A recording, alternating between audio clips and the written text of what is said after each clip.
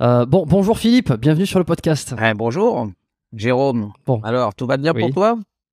Ah bah écoute, On a, tout va très bien pour moi. on a un petit décalage horaire, mais a priori, ça s'entend pas.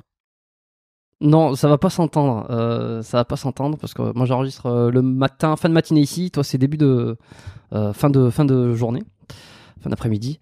Alors on va s'amuser aujourd'hui sur le podcast parce que j'ai pas mal de questions. Une thématique que j'ai pas du tout abordée jusqu'à présent. Tu vois, je pense que sur les derniers mois, j'ai été voir un peu différentes sphères, tu vois, au sein des épisodes. Aujourd'hui, on va parler de patinage artistique. Mais pas que aussi, parce que je veux dire, t'as plein de trucs à raconter. Je sais pas s'il y en a qui vont pas te connaître. Je vais te proposer de te présenter, comme j'aime bien faire à chaque fois avec chacun de mes invités, pour essayer de les mettre un peu tous à la même, sur le même piédestal, quoi. Déjà, moi, pour un gars qui habite dans le grand froid de l'Amérique du Nord, on se demande comment ça se fait que tu n'as jamais fait de patinage artistique. En tout cas, Artistique, non. invité un patineur artistique dans ton podcast. Ouais, c'est pas faux. Alors moi, je suis Philippe Candeloro, donc 2 fois médaillé de bronze aux Jeux Olympiques du siècle dernier, faut le rappeler. C'était en 1994 et 1998. Alors quand tu dis qu'il y a peut-être pas beaucoup de monde qui ne me connaît pas, c'est vrai et c'est faux en même temps. C'est qu'aujourd'hui, effectivement, moi j'ai des gens qui m'apprécient, qui me connaissent depuis plus de 35 ans, depuis que j'ai fait mes médailles olympiques. Mais et du coup, aujourd'hui, la jeune génération, comme ils regardent plus trop non plus les exploits sportifs du passé, ils sont plus dans le présent et dans la consommation immédiate. Effectivement, la jeunesse d'aujourd'hui, les 20 ans, par exemple, je suis en train de les perdre. Mais sinon, ça remet pas en question tout ce que j'ai vécu. Et effectivement, aujourd'hui, avec 2 médailles de bronze aux Jeux Olympiques, médaille d'argent au championnat du monde en 94, en 95, médaille de bronze aussi, champion du monde professionnel en l'an 2000. Et puis depuis 98, où j'ai arrêté ma carrière amateur, j'ai fait que des spectacles. Depuis plus de 20 ans maintenant et je viens de passer la cinquantaine et je vais avoir 51 ans le 17 février prochain et donc il faut peut-être penser à effectivement à quitter les patins, à arrêter pour éviter que je termine mal, quoi. Voilà, même si j'aime ça, même si j'aime le public que toujours a priori au rendez-vous quand je propose quelque chose qui tourne autour du patinage. Tu continues à patiner perso pour le plaisir comme ça, pour t'amuser? Non, moi aujourd'hui, le problème, c'est qu'on a le corps qui a vieilli. J'ai été opéré de 2 prothèses de hanche en moins de 2 ans. Donc de toute façon, il fallait le faire parce que dans 15 ans, j'aurais souffert pendant 10 ans pour le faire dans 15 ans. Donc de toute façon, le chirurgien m'a dit si tu le fais plus tôt, tu vas récupérer plus vite parce que tu as encore une bonne musculature. Donc ça va être plus agréable pour toi. Tu vas avoir plus de sensations de picotement et tout ça parce que tu as encore du muscle. Et du coup, quand on touche un peu à la masse musculaire, forcément, on connaît bien notre corps. Donc c'est vrai que dès qu'on a un petit peu mal, on a envie d'aller chercher là où ça fait mal. Mais aujourd'hui, en fait, l'entraînement me passionne plus parce que je progresse plus. Je suis sur une phase descendante quoi qu'il arrive. Donc c'est toujours un peu problématique de se battre contre la vieillerie, la vieillesse qui de toute façon pointe le bout de son nez et sera toujours là. Donc par contre, quand j'ai un objectif, parce qu'il y a des spectacles, parce que je sais qu'il y a des gens qui vont venir me voir, je n'ai pas le choix que d'être sérieux et d'aller m'entraîner minimum 3 semaines avant une échéance. Il faut que j'aille tous les jours, même si j'ai pas le plaisir de m'entraîner parce que j'ai mal, parce que ça se passe pas comme avant, parce que ça, de toute façon, on se bagarre contre une régression qui est inévitable. Mais voilà, aujourd'hui, tant que je suis encore capable de faire du saut périlleux arrière sur la piste, je me dis que il y a pas tant de monde que ça qui savent le faire. Et puis le démontrer à 51 ans, c'est encore un peu plus audacieux par rapport à la jeunesse qui de toute façon un jour ou l'autre voudront certainement peut-être suivre une partie de mon exemple. Voilà. Ok. Et les 2 prothèses de hanche que tu as eues là, est-ce que tu penses que c'est dû à ta carrière, au patinage, le fait de sauter, de ratterrir sur les hanches? Certainement, hein. De toute façon, Ouais. on m'avait déjà détecté une grosse arthrose des hanches il y a une vingtaine d'années. Donc de toute façon, c'était pas une surprise pour moi le fait de devoir faire les prothèses.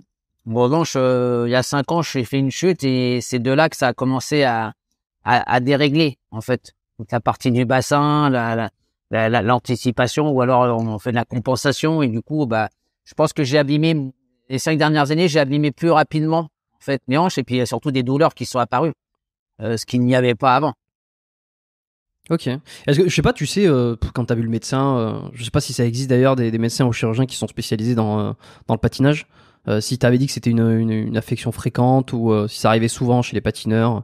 Non, Pas bon, c'est nécessairement. vrai que peut-être notre génération, celle de Surya Bonaly, la mienne, voilà, des années 80, entre 80 et 2000, on avait encore des patineurs qui avaient une forme de patinage de puissance, avec une grosse masse musculaire à déplacer. Plus artistique peut-être, on est moins aujourd'hui, le sport a beaucoup évolué, c'est-à-dire qu'il y a tous les champions, que ce soit dans n'importe quel sport, en fait, ont changé un petit peu leur morphologie.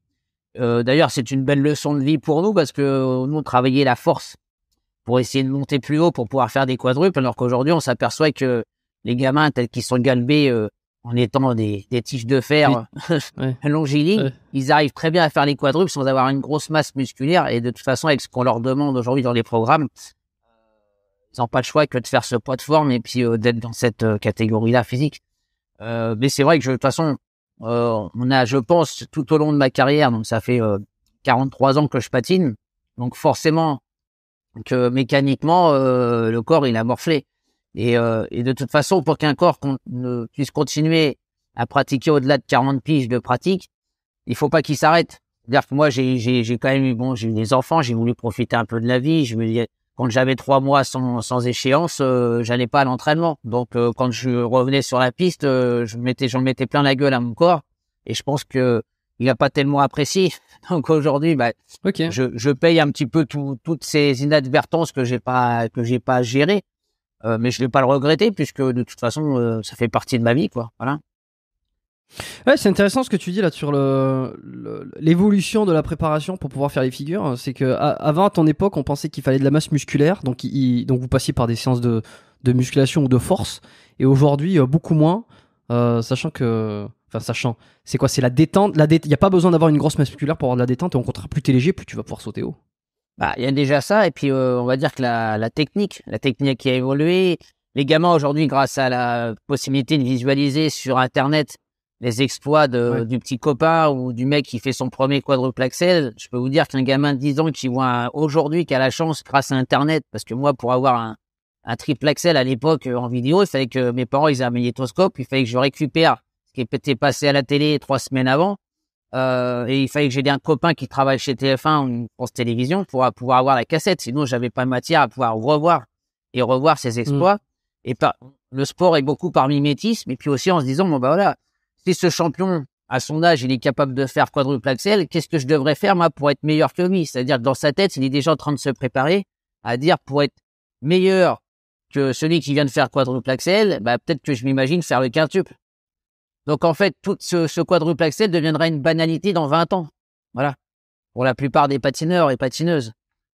Ok, ok. Donc ouais, ça veut dire que tu conçois que les performances sont plus rapidement accessibles aujourd'hui ou plus rapidement faites par un jeune, alors que toi à l'époque, fallait que tu regardes les vidéos, fallait que tu t'entraînes, que ça s'est passé. Aujourd'hui, en moins de temps, les jeunes sont capables de réaliser des figures beaucoup plus facilement. Tout à fait. C'est-à-dire que même pour faire le saut périlleux arrière, par exemple, moi, qui m'avait démontré qu'on pouvait faire le saut périlleux arrière? Je n'en avais pas vu 36. Hein. Il y avait Scott Hamilton, et puis c'est tout. Après, il a fallu que j'apprenne par moi-même. Donc ça veut dire qu'on est obligé de prendre des risques. Hein. C'est comme les gamins aujourd'hui, vous les voyez au ski. Ils ont des airbags pour pouvoir s'entraîner à faire toutes leurs acrobaties. Je veux dire, il y a 20 ans, on n'avait pas tout ça. Donc quand on essayait de faire un 360 ou un 720 en ski, on se prenait beaucoup de gamelles en se faisant assez mal, sans avoir toutes ces protections, toutes ces facilités d'apprentissage. Aujourd'hui, quand on regarde tout ce que les mecs y font en sport extrême, oui, on a la chance de les voir, donc on se dit, si eux sont capables de le faire, pourquoi pas moi? Quand on est jeune et un peu intrépide et puis inconscient, on est capable de tout tenter si on vous explique un peu comment faire techniquement parlant. Hmm. Et alors la grande question, ou une des grandes questions qu'on a déjà dû te poser plusieurs fois, c'est comment on vient à s'intéresser au patinage artistique dans un pays comme la France, qui n'est pas celui du Canada par exemple, où là en hiver, tu peux faire du patinage un peu partout. Comment ça t'arrive quoi? En fait, j'ai eu la chance de vivre dans une ville qui s'appelle Colombes, qui possédait une patinoire. Puisqu'on va dire que l'essor des patinoires en France est apparu entre 1968 et 1972, puisqu'on a eu les Jeux Olympiques de Grenoble en 68. Et c'est à la suite de ces Jeux Olympiques-là qu'il y a eu une effervescence de construction de patinoires, dont celle de Colombes qui a ouvert en 72. Et donc, du coup, comme j'étais à l'école à Colombes, on avait la chance de nous emmener une semaine à la piscine et l'autre semaine à la patinoire. C'est comme ça que j'ai découvert l'existence d'une patinoire, déjà de la patinoire de Colombes. Deux, c'est là où mon entraîneur, qui deviendra mon entraîneur de toujours, Monsieur Brunet, qui m'a découvert parce qu'il a vu que j'avais des facilités par rapport à mes camarades. Puis c'est comme ça que j'ai découvert que moi-même, voilà, j'avais des aptitudes, mais j'étais loin d'être passionné par le patinage parce qu'on n'en avait jamais regardé en famille à la télévision, à la maison. Et puis, je savais pas qu'on avait ça dans notre ville. Donc, grâce au scolaire, c'est comme ça que j'ai pu découvrir que il y avait, et puis que mon entraîneur surtout a découvert le potentiel qu'il y avait en moi, parce que c'est pas moi instinctivement qui avait imaginé ça. C'était quoi le potentiel qu'il avait vu? T'étais à l'aise sur des figures, sur l'équilibre, la vitesse. Je pense que c'est ça qui a favorisé sa détection, et c'était un dénicheur de talent, certainement. Ah, c'est marrant. Hein. Bon, j'ai pas fait beaucoup de patinage moi-même, mais un petit peu ici l'hiver. Comme je te disais, forcément, tu vois, il y a des lacs, ou même il y a il y a des lacs qui gèlent à Montréal. Je sais pas si tu as eu l'occasion de venir à Montréal. J'ai fait quelques tournées avec mon collègue Edlis Stoico à l'époque, qui était mon concurrent direct. Ouais. Et il y a un truc que j'aimerais beaucoup faire, et je crois que c'est du côté de Québec ou Montréal, c'est patiner dans la forêt. Il y a des chemins de glace qui sont faits, et j'ai vu quelques vidéos là. Ça, c'est un truc qui me kifferait bien. Tout comme en fait, je me suis mis au kitesurf aussi sur l'eau pour un jour pouvoir pourquoi pas passer faire ça sur des lacs gelés, des grandes étendues de lacs gelés avec les patins aux pieds pour pouvoir se faire tracter par la voile. Alors, je sais qu'il y a il y a un windsurf qu'on tient à la main qui est beaucoup plus malléable pour ce qu'on aurait à faire, parce que la voile à 20 ou 30 mètres de hauteur, c'est un peu plus compliqué à manœuvrer et puis surtout à contrôler.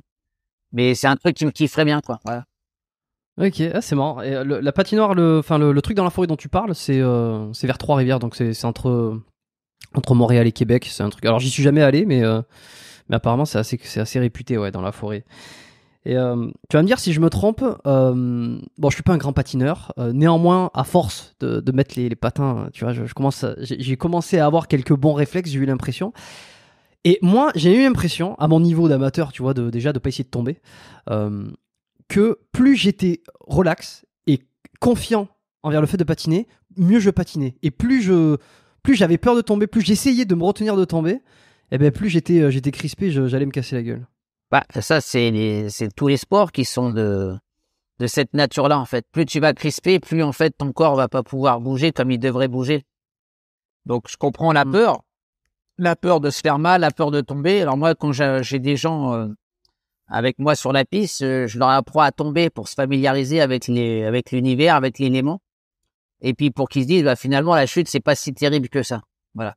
Ça veut dire que quand on sent qu'on va tomber, vaut mieux se relâcher et plonger vers l'avant ou sur le côté pour amortir sa chute plutôt que de la subir.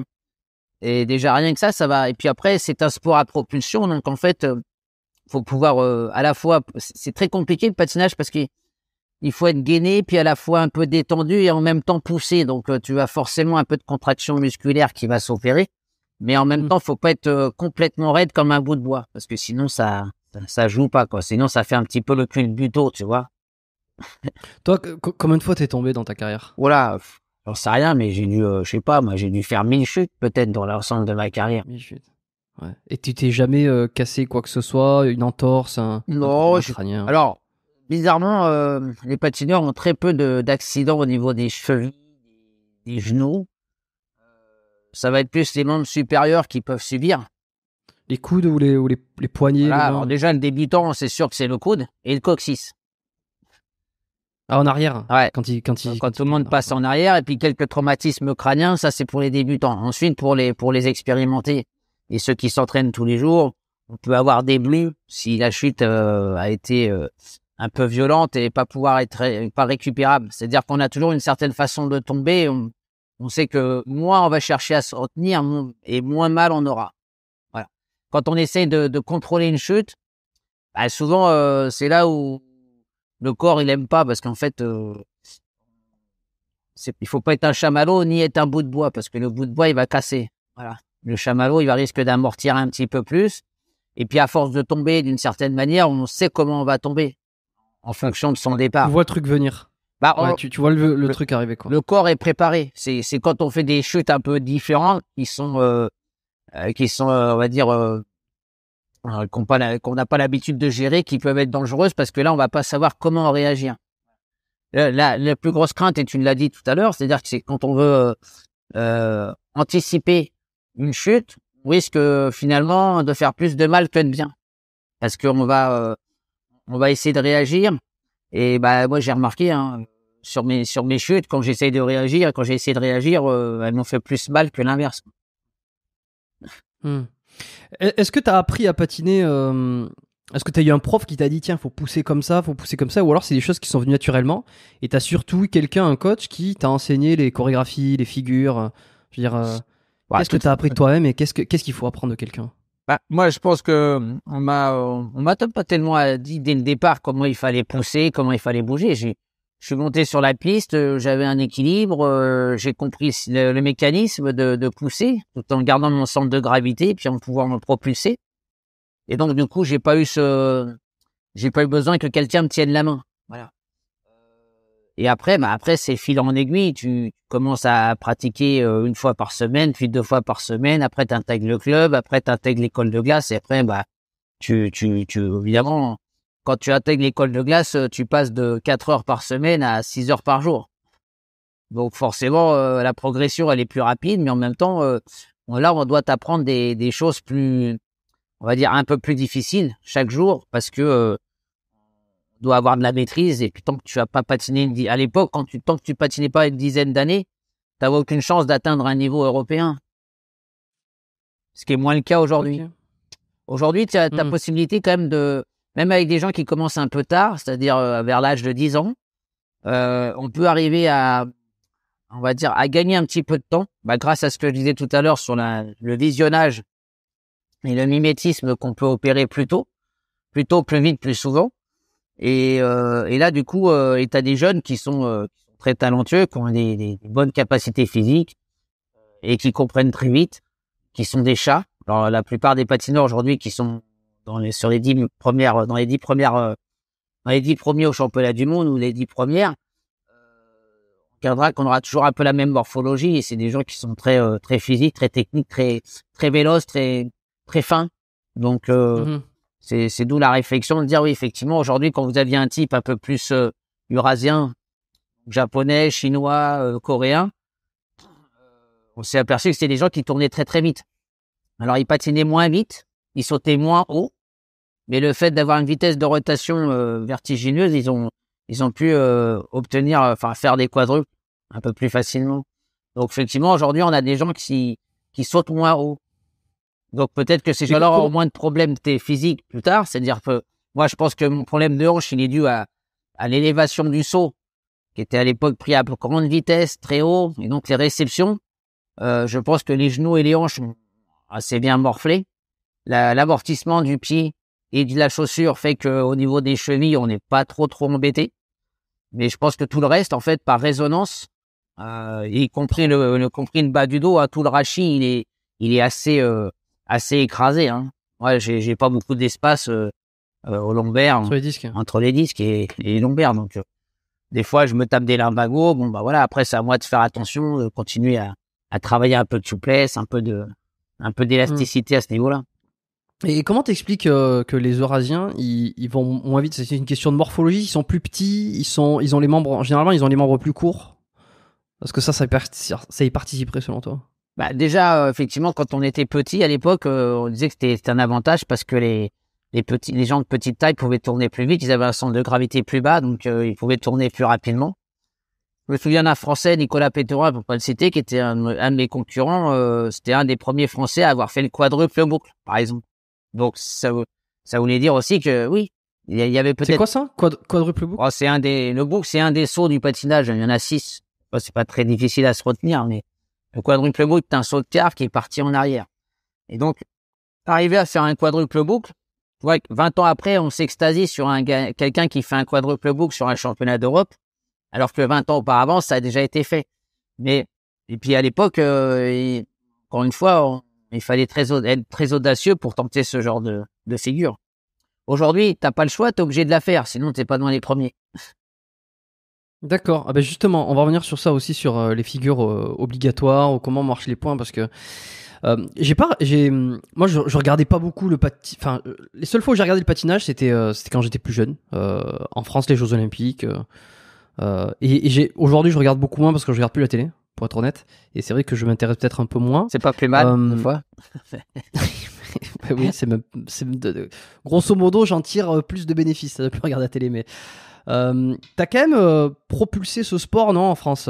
J'ai l'impression que ça a été énormément médiatisé via toi, via ta médiatisation aussi, via ce que tu pouvais dire, les perfs que t'as eu également, les trucs que t'as fait et qu'on a plus vu après, notamment le saut périlleux arrière. Qu'est-ce que tu penses qui a fait que t'es sorti du lot? Bah, moi, je pense que ce qui a fait la différence entre moi et les autres, c'est qu'en fait, j'ai suivi la génération après les Duchesnay, qui étaient des Canadiens, québécois, patinés pour la France. Isabelle et Paul Duchesnay. Je sais pas si tu les as connus, mais c'était le couple qui a révolutionné un peu le patinage après Thorvald Dean en danse, qui avait fait le Boléro de Ravel, qui avait laissé une trace, on va dire, inoubliable dans le monde du patinage quelques années auparavant. Les Duchesnay sont arrivés et ils nous ont proposé des spectacles et des programmes de compétition qui ressemblaient à du spectacle parce qu'ils racontaient une histoire ou un thème. Ils ont imposé un thème. Et ça, moi, ça m'a beaucoup percuté très rapidement en disant, bah oui, c'est pas, j'en avais marre qu'on m'oblige à faire des programmes qui étaient pas mes ressentis, qui étaient pas ma gestuelle artistique que j'adorais, parce que l'artistique, j'aimais pas ça au départ. Moi, ce qui me plaisait, c'était d'arriver à faire triple axel. Le côté un peu viril, perf. Non, voilà, ça c'est dur. Même quand le hockeyeur, il me traitait de tapette, j'ai dit, bah vas-y, essaie de faire au moins un double axel, tu vas voir si c'est un truc de tapette. Et donc du coup, je veux dire, les mecs, ils rabaissaient un petit peu leur clapet. Et puis, je me suis battu longtemps contre ça. Et quand j'avais commencé à trouver mon style, à faire des programmes à thème, j'ai commencé avec Conan le Barbare en 91. J'étais derrière on va dire, j'étais à la queue leu du train des Duchesnay. Voilà. Bonali a suivi un petit peu le même schéma. On était dans la même équipe de France. On est arrivé, on a appris le saut périlleux. Enfin, elle le savait faire un petit peu avant moi parce que c'était la première fille au monde à le faire. Moi, j'ai été le premier Français à faire le saut périlleux arrière, mais peut-être le 5e ou le 10e au niveau mondial. Donc ça a déjà révolutionné parce que les gens ils disaient, waouh, le mec il fait saut périlleux. Puis les résultats français, enfin résultats à l'international, j'ai commencé à me faire connaître en France beaucoup à partir de 94 quand j'ai fait cette médaille de bronze aux Jeux Olympiques, parce qu'en plus on avait que 3 ou 4 médailles pour l'équipe de France olympique cette année-là. Donc forcément ma médaille a été plus remarquée. Et puis en 94, je sais pas si tu te souviens, il y avait le scandale Tony Harding et Nancy Kerrigan. Donc le patinage avait connu un boom extraordinaire. Et moi, pour répondre vraiment à ta question, je pense que je suis sorti du lot parce que je venais pas faire des programmes classiques avec un moule caquette, avec des strass. Et pourtant, j'en ai mis dans ma jeunesse, j'en ai mis puisqu'on me forçait à mettre ça. Mais c'était pour moi, c'était un combat parce que c'était. Bah non, j'ai pas envie de ressembler à une gonzesse sur glace, mais j'ai des performances à offrir. Tant que j'avais pas trouvé mon style. En fait, c'était une contradiction pour moi le patinage, parce que d'un côté il y avait le mot patinage technique et artistique qui se combattaient en moi, quoi.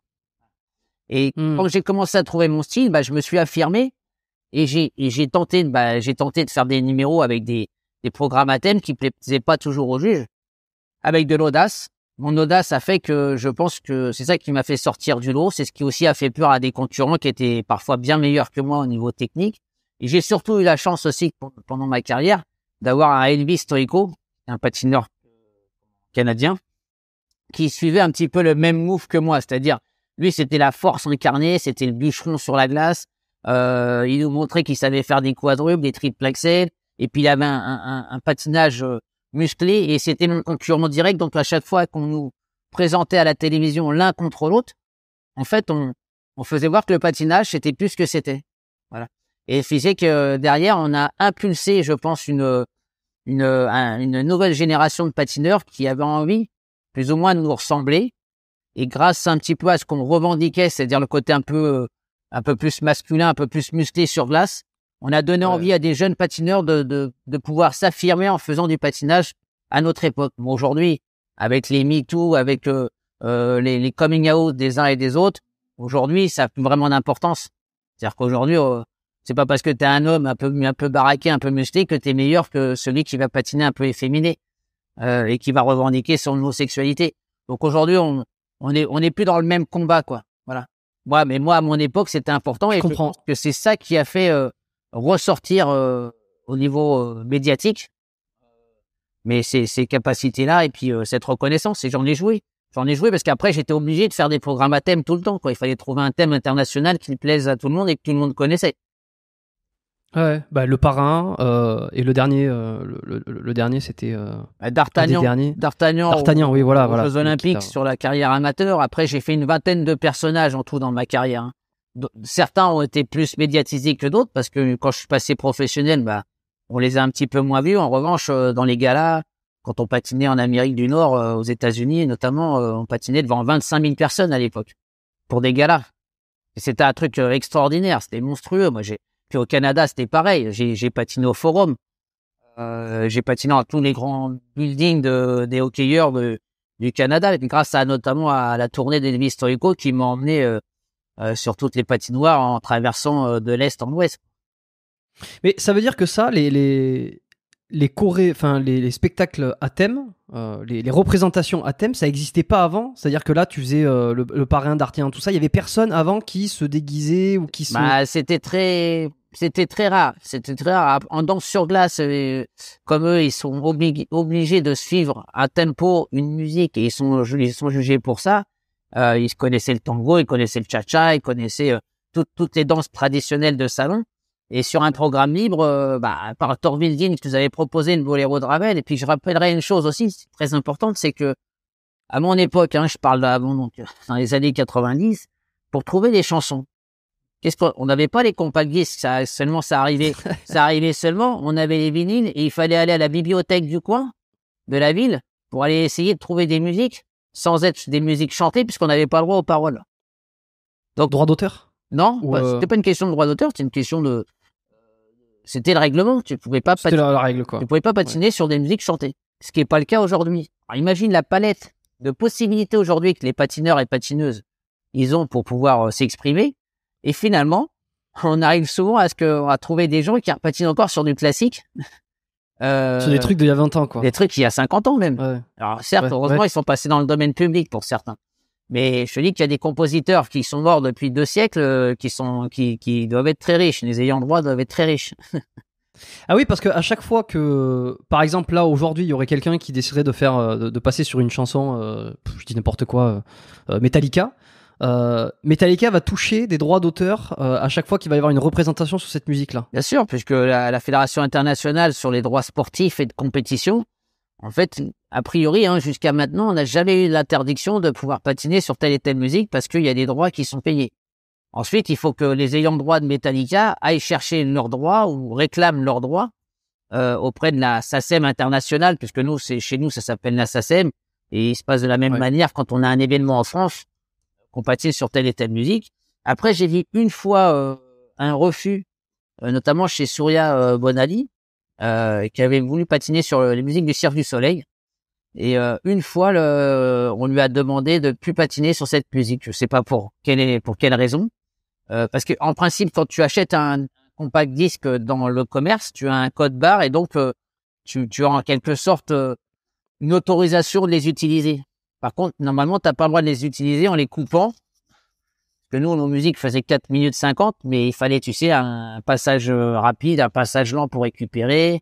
Donc en fait, tu faisais un mixage particulier. Et c'est là où les ayants droit pouvaient, on va dire, demander, même les producteurs du disque, en fait, pouvaient demander un droit de regard sur ce montage, ou t'interdire si l'ayant droit disait bah non, moi je supporte pas la gueule de ce mec-là, si j'ai pas envie qu'il patine sur ma musique, je lui interdis. Ouais, ou alors ça me va pas comment il a changé les parties de la musique, ça dénature mon truc, j'ai pas envie qu'il la passe comme ça, quoi. C'est ça. Bon, après, en général, il y a eu des très très peu de cas de figure où on nous a interdit d'utiliser telle et telle musique parce que quelque part, l'ayant droit, touchant des droits, en plus 3 ou 4 mois, une fois l'utilisation de la musique faite, il y a rarement eu des procès. Hein. Là, en ce moment, on commence à en avoir un petit peu plus, même malgré que ce soit sur des compétitions internationales, alors qu'on nous a toujours dit que sur le droit sportif, la diffusion des musiques était quelque chose d'autorisé et que personne pouvait vous interdire d'utiliser telle et telle musique en compétition. Ok. Et donc bon bah voilà, bah alors toi tu démarres ça, enfin tu fais ça et finalement c'est un peu un nouveau truc, une nouvelle façon de faire, ce qui fait que ça cartonne quoi, pas mal. Et On voit que ça marche. Alors on continue. Et moi après Conan le Barbare, après Conan, bah je suis passé au Parrain.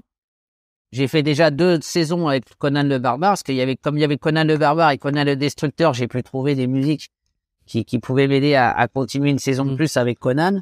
Et après, parce que j'ai vu ça en fait, une choré, ça te suit pendant plusieurs saisons en fait. C'est pas juste une seule représentation sur une compète. Normalement, on fait qu'une seule saison, mais on a exceptionnellement, quand je suis devenu médaillé de bronze aux Jeux Olympiques en 94, j'étais donc je suis devenu médaillé de bronze avec le programme du Parrain. Il se trouvait qu'à l'époque, le Parrain, il y avait une trilogie. Et moi, j'étais un des premiers patineurs à essayer de créer une suite entre le programme court et le programme libre en compétition. Chose qui n'était jamais arrivée. C'est pour ça que le Parrain, j'ai fait le Parrain 1, le Parrain 2. Et la saison d'après, j'ai dit, bah, comme de toute façon, ça va être compliqué de trouver un thème aussi fort que le Parrain en étant devenu médaillé olympique, j'ai qu'à continuer en 95 sur la lancée en venant le Parrain 3 et le Parrain vieillissant, qui était le Parrain 4, qui n'existait pas. Donc, c'était à moi d'inventer un peu une histoire et de trouver un peu un personnage qui allait continuer à raconter l'histoire du Parrain. D'accord. Et les figures un peu originales comme alors celle que tu as inventée, alors c'est marrant parce que sur Wikipédia par exemple, ils disent que le Candeloro Spin c'est la figure que tu aurais inventée. Est-ce qu'elle est toujours faite aujourd'hui celle-là elle existe toujours dans le monde du patinage Alors, l'histoire de la pirouette déjà je l'ai inventée suite à une erreur. J'étais parti pour faire une flying camel qui est un saut en l'air, on croise les jambes.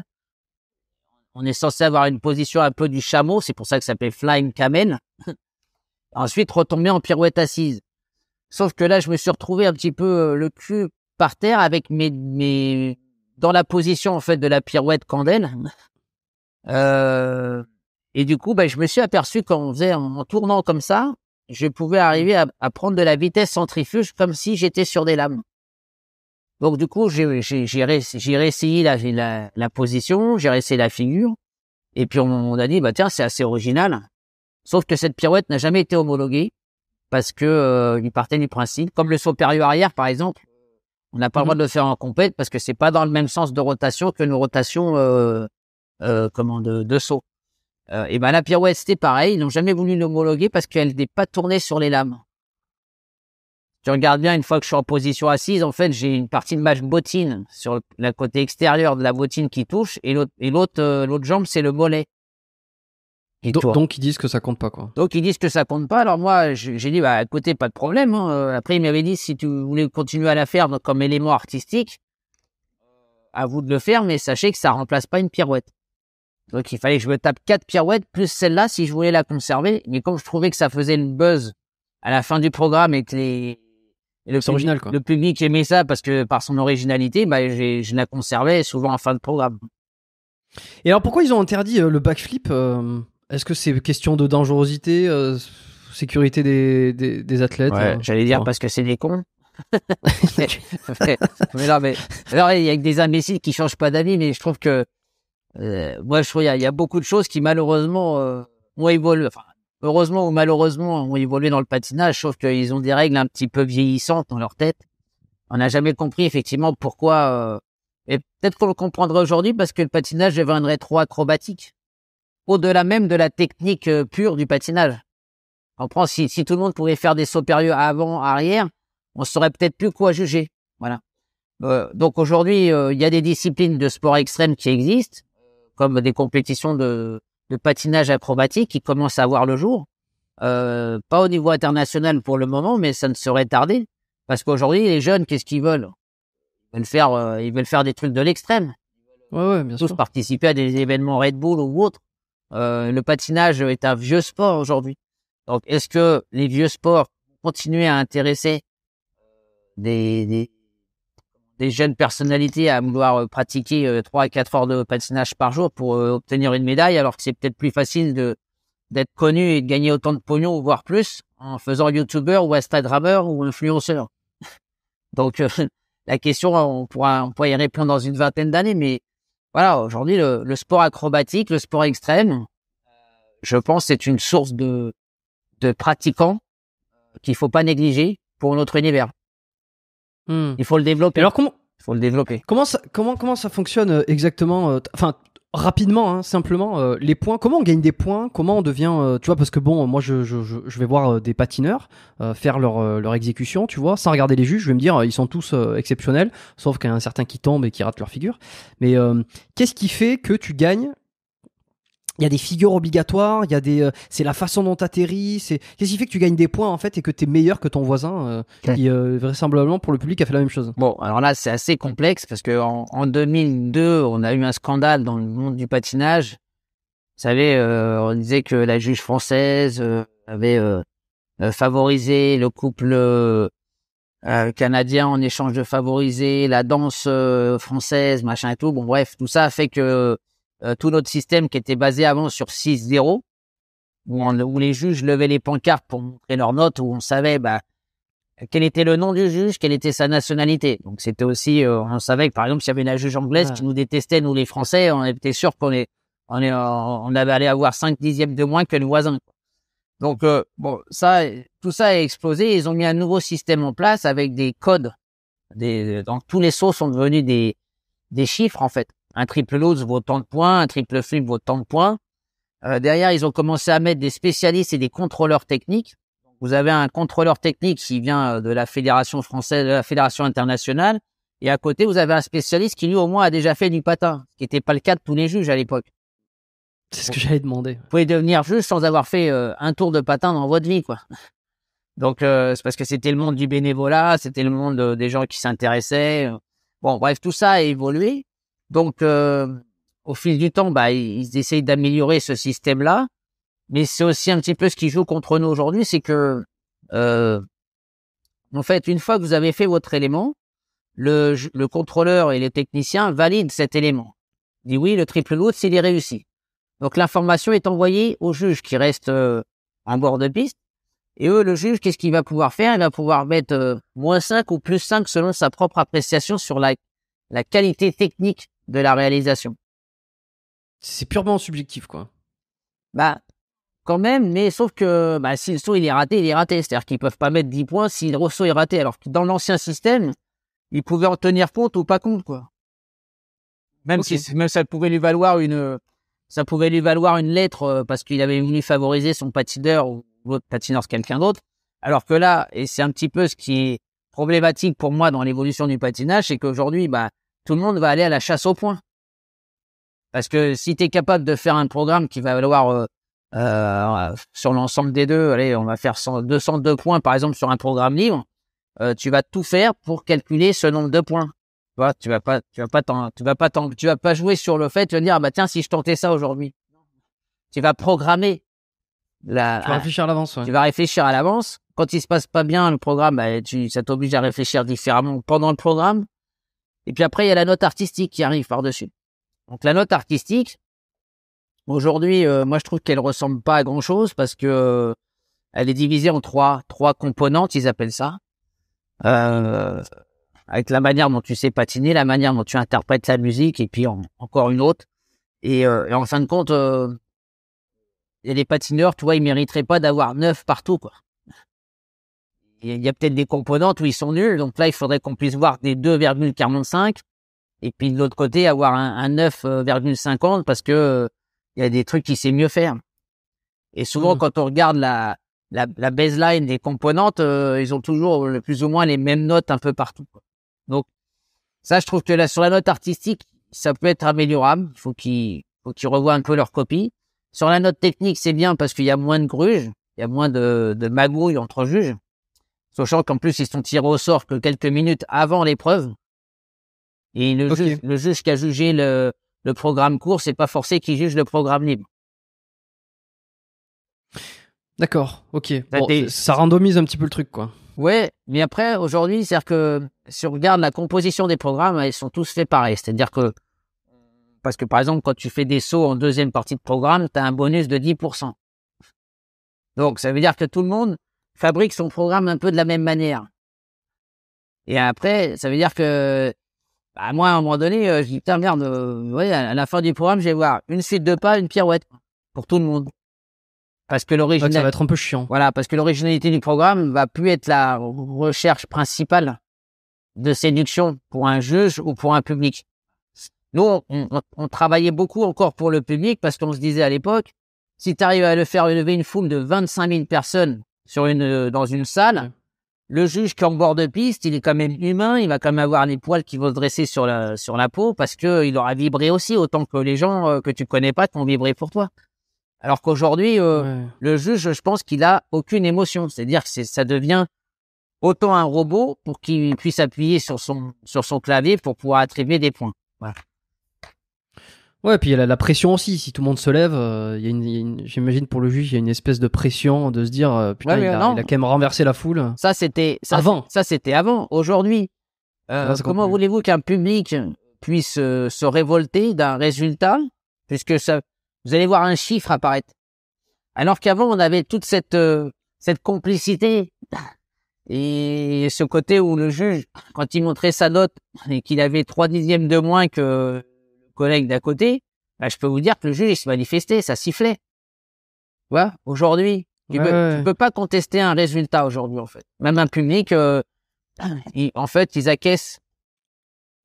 Voilà, il a un peu moins de points. Alors, quand il y a eu des chutes, tu dis, c'est normal, il est tombé 3 fois, donc c'est normal qu'il soit pas devant. Mais parfois, on peut encore se poser des questions. Et toi, quand tu préparais tes programmes, est-ce qu'il y avait une petite part d'improvisation au moment où tu faisais ta représentation ou zéro? Non, alors, il y avait, quand on n'avait pas réussi à faire une combinaison trip-trip parce qu'on essayait de s'économiser pour être sûr de faire l'ensemble des sauts qu'on avait à faire. Puis tu sais, c'est un programme de 4 minutes 50 à l'époque, c'était long, ça faisait mal aux jambes, tu savais jamais quand est-ce que tu allais voir mal pendant le programme, même si à l'entraînement, tu sais qu'avant une récupération, tu vas avoir mal aux jambes, tu vas récupérer, tu vas relancer la machine. Mais là, en fait, tu avais plus une crainte de dire à quel moment je vais avoir mal aux jambes plutôt que de dire que nous, c'était pas pareil, on devait remplir au moins à faire un saut de chaque catégorie pour pouvoir être sûr d'avoir fait ce qu'on avait à faire. Donc, et tu le mets où tu veux, quoi. Il est préparé à l'avance tous les jours à l'entraînement. Tu suivais ton programme et on a souvent vu des gens qui ont changé de programme au dernier moment qui se cassaient la gueule. Donc, moi, ma stratégie avec mon entraîneur, c'était de dire non, tu fais ce qui est prévu. Peu importe si ton triple axel, il part qu'en double. Tu vas pas t'amuser 30 ou 40 secondes plus tard à essayer de refouler un triple axel. Ok. Et la manière dont tu retombes, tout ça, que ça soit gracieux, que ça soit bien fait, que ça soit visuellement joli, par exemple, ça fait partie des points sur la qualité technique d'un mouvement ou artistique. Bien sûr, ça a moins d'importance que ça l'a été à mon époque qu'aujourd'hui.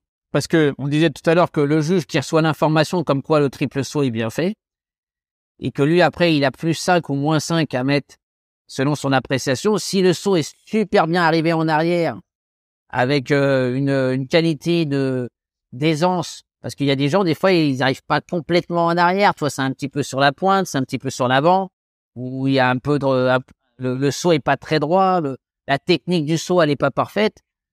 Là, il va pas lui mettre plus 5, comprends? Sauf si c'est ton pays, peut-être. Ouais, mais justement, ça laisse la place un petit peu, enfin moins qu'avant par rapport à ce que tu dis, mais ça laisse un petit peu la place à la subjectivité comme ça, oui, parce qu'en fait, maintenant, pour les gens qui nous écoutent, qui regardent un peu le patinage, il y a, maintenant, ils ont rajouté un écran sur la télé avec les petits carrés verts ou les petits carrés rouges. Ça veut dire que l'élément est validé quand c'est vert, l'élément il est rouge quand il est demandé en vidéo. Et quand il est demandé en vidéo, c'est le spécialiste et le contrôleur technique qui demande à revoir la vidéo pour valider ou pas le saut. Et ensuite, le juge va requalifier ce saut une fois que le programme est terminé. Mais s'il est ouvert, là, les juges lui envoient une information comme quoi il a bien aimé ce programme, il envoie sa note. Et donc, le bonus que chaque juge a donné, il est calculé en GOE, on appelle ça. Et la graduation, en fait, des éléments à exécuter. Et là, donc, ça vient se rajouter au nombre de points que l'élément à exécuter et réalisé vaut. C'est-à-dire, si tu prends un triple nose à 9 points, s'il a eu 4,59 de GOE, bah, ça lui rapportera 14,59 cet élément technique. Puis après, tu additionnes. Ok, bon, on voit que c'est quand même assez technique. Hein, c'est très mathématique aujourd'hui. C'est-à-dire que, comme tu dis, c'est un clavier. Tout est paramétré. Il y a des algorithmes qui ont été créés pour ça. Bon, bah voilà. Après, on vous dit, bah, une combinaison de tel saut et tel saut, l'ordinateur, il sait déjà combien ça vaut, si tu veux. Après, il a plus qu'à intégrer le bonus ou le malus que les juges vont lui accorder. S'il y a une chute, tu prends moins 1 point. C'est direct. Et toi, quand tu t'entraînais, t'avais une partie, quelqu'un qui te donnait des conseils sur la chorégraphie, sur la danse, l'artistique, quelqu'un qui était plus technique. Enfin, comment ça s'organise? Comment on arrive à mettre au point 4 minutes 30 d'un spectacle, notamment à thème, par exemple celui de D'Artagnan ou du Parrain? Tu fais pas tout. Quand tu t'entraînes, t'es tout seul sur une patinoire pour faire tout ton truc. Enfin, je me pose ces questions-là. Bon, souvent, on a des collègues d'entraînement qui s'entraînent avec nous. S'entraîner tout seul, c'est jamais simple, c'est jamais bon parce qu'en fait, t'as pas trop de stimulation. Ensuite, pour trouver un nouveau programme, bah, tu réfléchis au thème. Ensuite, il faut trouver la musique, il faut assembler la musique. Après, de là, bah, tu fais le schéma. Tu sais que tu veux placer tel et tel saut, telle et telle pirouette, tel et tel petit pas. Puis après, t'as une chorégraphe souvent avec qui tu travailles, qui va te faire les mouvements de bras, la chorégraphie. Tu vas répéter en salle, tu vas adapter ce que tu as fait en salle sur glace pour voir si ça match. Des fois, tu fais les deux en même temps, c'est-à-dire que tu essayes des nouveaux pas et des nouveaux mouvements sur la glace pour voir s'il n'y a pas trop d'antagonisme entre la glisse, l'écart et la façon dont tu vas bouger le haut du corps. Et pour que ça aille plus à t'aider qu'à t'ankyloser pendant le programme et à te prendre de l'énergie complémentaire. Voilà, donc tout ça fait que c'est comme ça qu'on est obligé de travailler minimum 3 à 4 heures de glace par jour. Plus l'entraînement physique à côté. C'est quoi l'entraînement physique? Donc, il y a une grosse partie qui était la chorégraphie à mon époque et après, je me tapais 1 heure de préparation physique après les entraînements parce que si on le faisait entre les 2 entraînements de la journée, il y avait plus de jus sur le soir, donc on manageait ça différemment. On valait mieux aller se défoncer après avoir fait l'effectif sur glace. Donc à l'époque, on avait créé des parcours du combattant, tu vois, de la durée des programmes, 2 minutes 50 et 4 minutes 50, et puis après on avait un long format à 10 minutes. Et ça, c'était pour gagner en quoi? En endurance Ouais, en endurance, et puis à répétition de voir s'il y a. Quand on faisait le parcours du combattant, on calculait à 33 secondes 50, on avait un saut. Donc, en fonction de les performances sur ce parcours, on mettait un obstacle, par exemple. Ok, ouais, ça te permet de gagner en conditions physiques. Après, adaptées, on faisait pas trop de musculation. On faisait pas trop de musculation parce qu'on voulait pas prendre en masse. Plus t'es lourd, plus c'est dur de se déplacer. Voilà, donc il y avait beaucoup de travail de détente sèche, aussi, des départs en course. Mais pas... Après, on n'en faisait pas trop non plus, c'était pas le but. Alors, il y avait des périodes où on en faisait un petit peu plus sur les stages d'été, par exemple. Le physique, ça joue quand tu es en représentation, que ça soit le physique, l'esthétique du corps, tu vois, le fait d'être un peu galbé, ou même l'image que tu renvoies. Alors, c'est pas pris en compte. C'est pas parce que tu vas avoir un corps de rêve que tu vas gagner des millièmes en plus. Et la priorité pour les juges, c'est quand même d'exécuter et de faire parfaitement ce qu'on te demande de faire. Ouais. C'est pas un critère qui est jugé. D'accord? Après, un beau gosse qui patine bien, qui est champion du monde, qui va attirer une certaine gente à nous regarder à la télévision ou à faire venir du public dans une salle, va forcément, intrinsèquement favoriser peut-être son développement ou son évolution vers les marches du podium. Pourquoi? Parce que quand tu as quelque chose au niveau international qui peut rapporter des sous et qui va faire parler de lui, parce qu'en fait, si on avait, comme à l'époque, on avait Katarinavit, je peux te dire que tout le monde s'arrachait les billets ou des photos ou des posters de Katarinavit, donc ça faisait mettre en avant et en valeur le monde du patinage. Donc là, c'est un avantage, pas spécialement pour celui qui est beau ou belle, mais c'est plus pour ce que ça peut rapporter à l'univers et au milieu, qui, à un moment donné, va revenir quand même vers l'athlète. Parce que plus il prendra de l'importance, plus il sera invité à droite à gauche pour participer. Alors, pour participer aux compétitions, il faut faire les résultats, il faut faire les minima et les qualifications. Mais autant, moi, je peux très bien demain dire, bah tiens, je vais inviter la plus belle ou le plus beau patineur du monde, alors que ça se trouve, c'est une quiche au niveau du résultat sportif, tu comprends? Ouais, mais c'est dans beaucoup de sports comme ça, et également, tu vois, je pense forcément au culturisme. On dit que souvent les juges essaient d'être objectifs sur qui c'est qui va gagner en fonction du physique, mais on se rend compte que la popularité de l'athlète joue énormément, parce que toutes ces fédérations, ce qu'elles veulent, c'est quoi? C'est qu'il y ait de plus en plus de monde qui regarde, qui s'y intéresse, qui achète des billets, et lorsque tu as quelqu'un qui est très populaire sur les réseaux et qui est mis en avant à travers une compétition, ça fait ramener tous les fans, ça fait ramener tout le monde. Bien sûr, il faut des têtes d'affiche, hein. On dit que c'est une compétition, mais en fait, c'est à la fois aussi un spectacle. Et pour les organisateurs, plus tu fais remontrer du pognon, tu as les droits télé qui tombent. Et ça, tu ne m'enlèveras pas de la tête que l'idée que ça fait partie, en fait, de cet ensemble. Donc, et c'est pour ça qu'aujourd'hui, on n'a que des champions, on n'a pas des vedettes ni des stars, en fait. Mais dans beaucoup de sports, hein, c'est pas seulement chez nous. Hein. On n'arrive plus à passer du statut de champion à celui de star. Alors qu'il y a une vingtaine ou une trentaine d'années, on avait des gens qui étaient à la fois des champions, mais qui avaient su travailler leur image pour que ça devienne des stars de ce sport. Ce qui n'est pas forcément le cas aujourd'hui, quoi. Aujourd'hui, le champion, ce que tu veux dire, c'est que il se médiatise pas, il pense pas à son côté image et entrepreneurial suffisamment pour justement avoir les deux. Moi, je pense que en fait, c'est ce que je disais tout à l'heure, c'est-à-dire que le champion aujourd'hui, il se dit quoi? Il dit de toute façon, si je monte mon cul sur un post au niveau du réseau social, je vais être plus connu que si je fais qu'un tupatzel demain. Ouais, donc rien à foutre de faire Donc en fait, pour eux, c'est presque une perte de temps d'aller faire de la télé ou de la radio aujourd'hui. Par contre, poster un truc tous les jours sur ces réseaux, ça va devenir presque indispensable, tu vois. Mais c'est que ça va durer qu'un temps, c'est-à-dire, je sais pas, nous les anciens sportifs, je crois qu'on donnait notre vie pour notre sport et il y avait que ça qui comptait. Et puis il y avait qu'une seule, on va dire, il y avait que les médias hertziens ou de radio qui pouvaient nous permettre de nous faire connaître. Aujourd'hui, le média classique n'est plus le seul et unique moyen de se faire connaître. Donc en fait, tu vas pas à la chasse à l'image, en fait. Voilà, tu vas à la chasse à l'interprétation. Qu'est-ce que les gens ont pensé de toi, et avec un lien direct à pouvoir chatter avec eux. Alors que moi, à l'époque, quand on faisait un sujet sur TF1, il y avait 3 millions de personnes qui nous voyaient, mais c'était déjà un double exploit après ta compétition. C'est-à-dire que tu rentrais dans les familles. Aujourd'hui, ouais, alors je te fais un post, aujourd'hui tu touches 1 million de followers, t'es super content, mais si tous les jours tu continues pas à avoir l'obligation de diffuser quelque chose sur tes réseaux, 3 jours plus tard, t'es une vraie merde.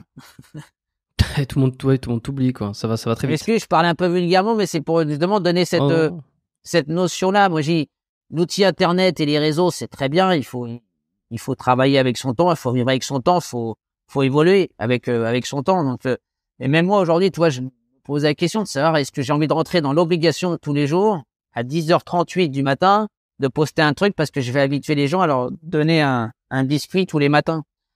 Du coup, même toi, je pense qu'intellectuellement, on risque de se perdre, quoi. À la fin, un an après, on ne sait pas pourquoi on a fait ça, alors que quand tu patines tous les jours, tu sais pourquoi tu le fais. Tu vas essayer de chercher une médaille olympique, quoi. Enfin.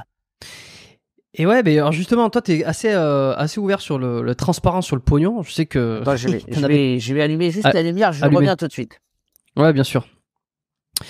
En plus, c'est ce que j'allais lui demander. Si vous voulez, voilà, c'est ce que j'allais te demander. Si vous voulez parler pognon.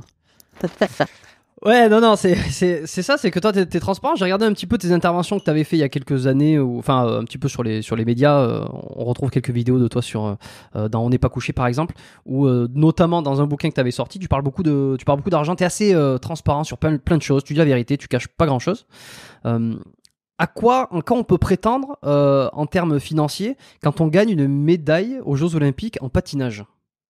En fait, on prétend pas à grand chose parce que il n'y a pas de règlement, à part que il y avait l'État français qui nous donnait une prime parce qu'on avait réussi une médaille. Bon, à l'époque, ça valait 15 000 euros. Hein. C'est pas non plus, ça te permet pas de dire, je pars à la retraite et puis je vis des jours paisibles. Au contraire, je trouve que malheureusement, le sport en France n'est pas très bien gratifié et le résultat sportif au niveau international, on pourrait être beaucoup plus mis en sécurité une fois qu'on a fait nos... Déjà, quand on commence à faire du sport de haut niveau, pour moi, c'est un métier. Aujourd'hui, vous savez, on parle beaucoup de nos retraites à 64 ans et on parle de gens qui ont commencé à bosser à 20 ans, avec 44 annuités. Moi, je pense que quand j'ai commencé le patinage à 10 ans et que je suis allé représenter la France dans les pays de l'Est, on aurait dû déjà me faire valider des annuités, par exemple. Comme ce qui peut se passer sur la danse classique. À l'Opéra de Paris, c'est ce qui se passe. Ma fille qui a fait partie de la danse et de l'opéra, quand elle faisait les petits rats d'opéra, elle n'était pas rémunérée parce qu'elle n'avait pas le droit. Mais par contre, l'opéra cotisait l'URSSAF pour son compte. Ce qui fait que si elle est danseuse pendant 35 ans, en fait, elle arrive à quasiment à une pleine retraite pour pouvoir partir à la retraite, ce qui se passe souvent pour les danseurs étoiles. Ok. Alors pour le sport, il n'y a pas ça. On n'a pas, en fait, on n'a pas de valorisation. On n'a que de la valorisation le jour où tu fais une médaille olympique pour ton pays. Là, tout le monde va te taper sur l'épaule, tout le monde va être content. Et il va falloir que tu confirmes derrière pour te fabriquer une image qui va te faire rebondir pour aller gagner un peu de pognon ou aller chercher un peu d'argent sur les sponsors, sur les choses comme ça. Aujourd'hui, c'est très dur pour les sportifs parce que pour suivre une saison, les fédérations, elles ont de moins en moins d'argent parce que les ministères des sports, beaucoup de pays, sauf peut-être en Amérique du Nord, où on est beaucoup plus croyant en fait aux athlètes et on les accompagne mieux. Mais en Europe, moi, je vois beaucoup de jeunes sportifs qui aujourd'hui font du crowdfunding pour essayer de subventionner leur saison sportive. Ou alors se transforme en Instagrammeur, comme tu le disais, à venir essayer de poster, à venir essayer de gagner en visibilité pour avoir des sponsors, quoi. Ouais, mais pendant que tu fais Instagram, t'es pas en train de t'entraîner. Ou tous les jours, t'es en train de réfléchir, t'es plus embêté d'avoir pas réussi à partager une photo à la con la journée, plutôt que de pas avoir réussi tes 15 triple axel que tu devais faire dans ton entraînement. Tu vois ce que je veux dire? C'est-à-dire qu'après, il y a un transfert d'importance. Parce que quand tu vois que ça marche, si tu prends 1,5 million de followers, et pas spécialement parce que tu as montré quelque chose qui est lié à ta discipline, tu dis, ouais, pourquoi pas faire ça finalement, j'aurais des montres gratos, j'aurais un voyage gratos, c'est, alors que ça, pour l'avoir, il fallait être presque champion olympique à notre époque. Mais il y a un petit peu une information contradictoire, tu vois, c'est que d'un côté, il y a un accès beaucoup plus facile à la performance, à la technique, mais de notre côté, il y a plus de chances de gagner de l'argent, de gagner en notoriété en faisant tout sauf faire de l'entraînement. Ah oui. Tu vois, donc c'est plus facile de faire des champions, mais il y en a moins qui deviennent des champions. Tu vois, est-ce qu'on pourrait résumer ça comme ça? C'est un peu ça, mais en fait, c'est parce qu'il y a la perversité de... Je sais pas si les champions d'aujourd'hui ont envie de se faire connaître. Tu vois, parce qu'en fait, derrière un écran, moi, j'en vois, parce que je côtoie pas mal de jeunes, ils ont beaucoup de facilité à écrire, mais alors, par contre, ils ont beaucoup de difficultés à s'exprimer. Alors que quand t'es un athlète, à un moment donné, tu vas être dans l'arène, quoi. C'est quoi? C'est un athlète, c'est ça. Il est dans l'arène, il est là pour faire une performance, il veut gagner à tout prix.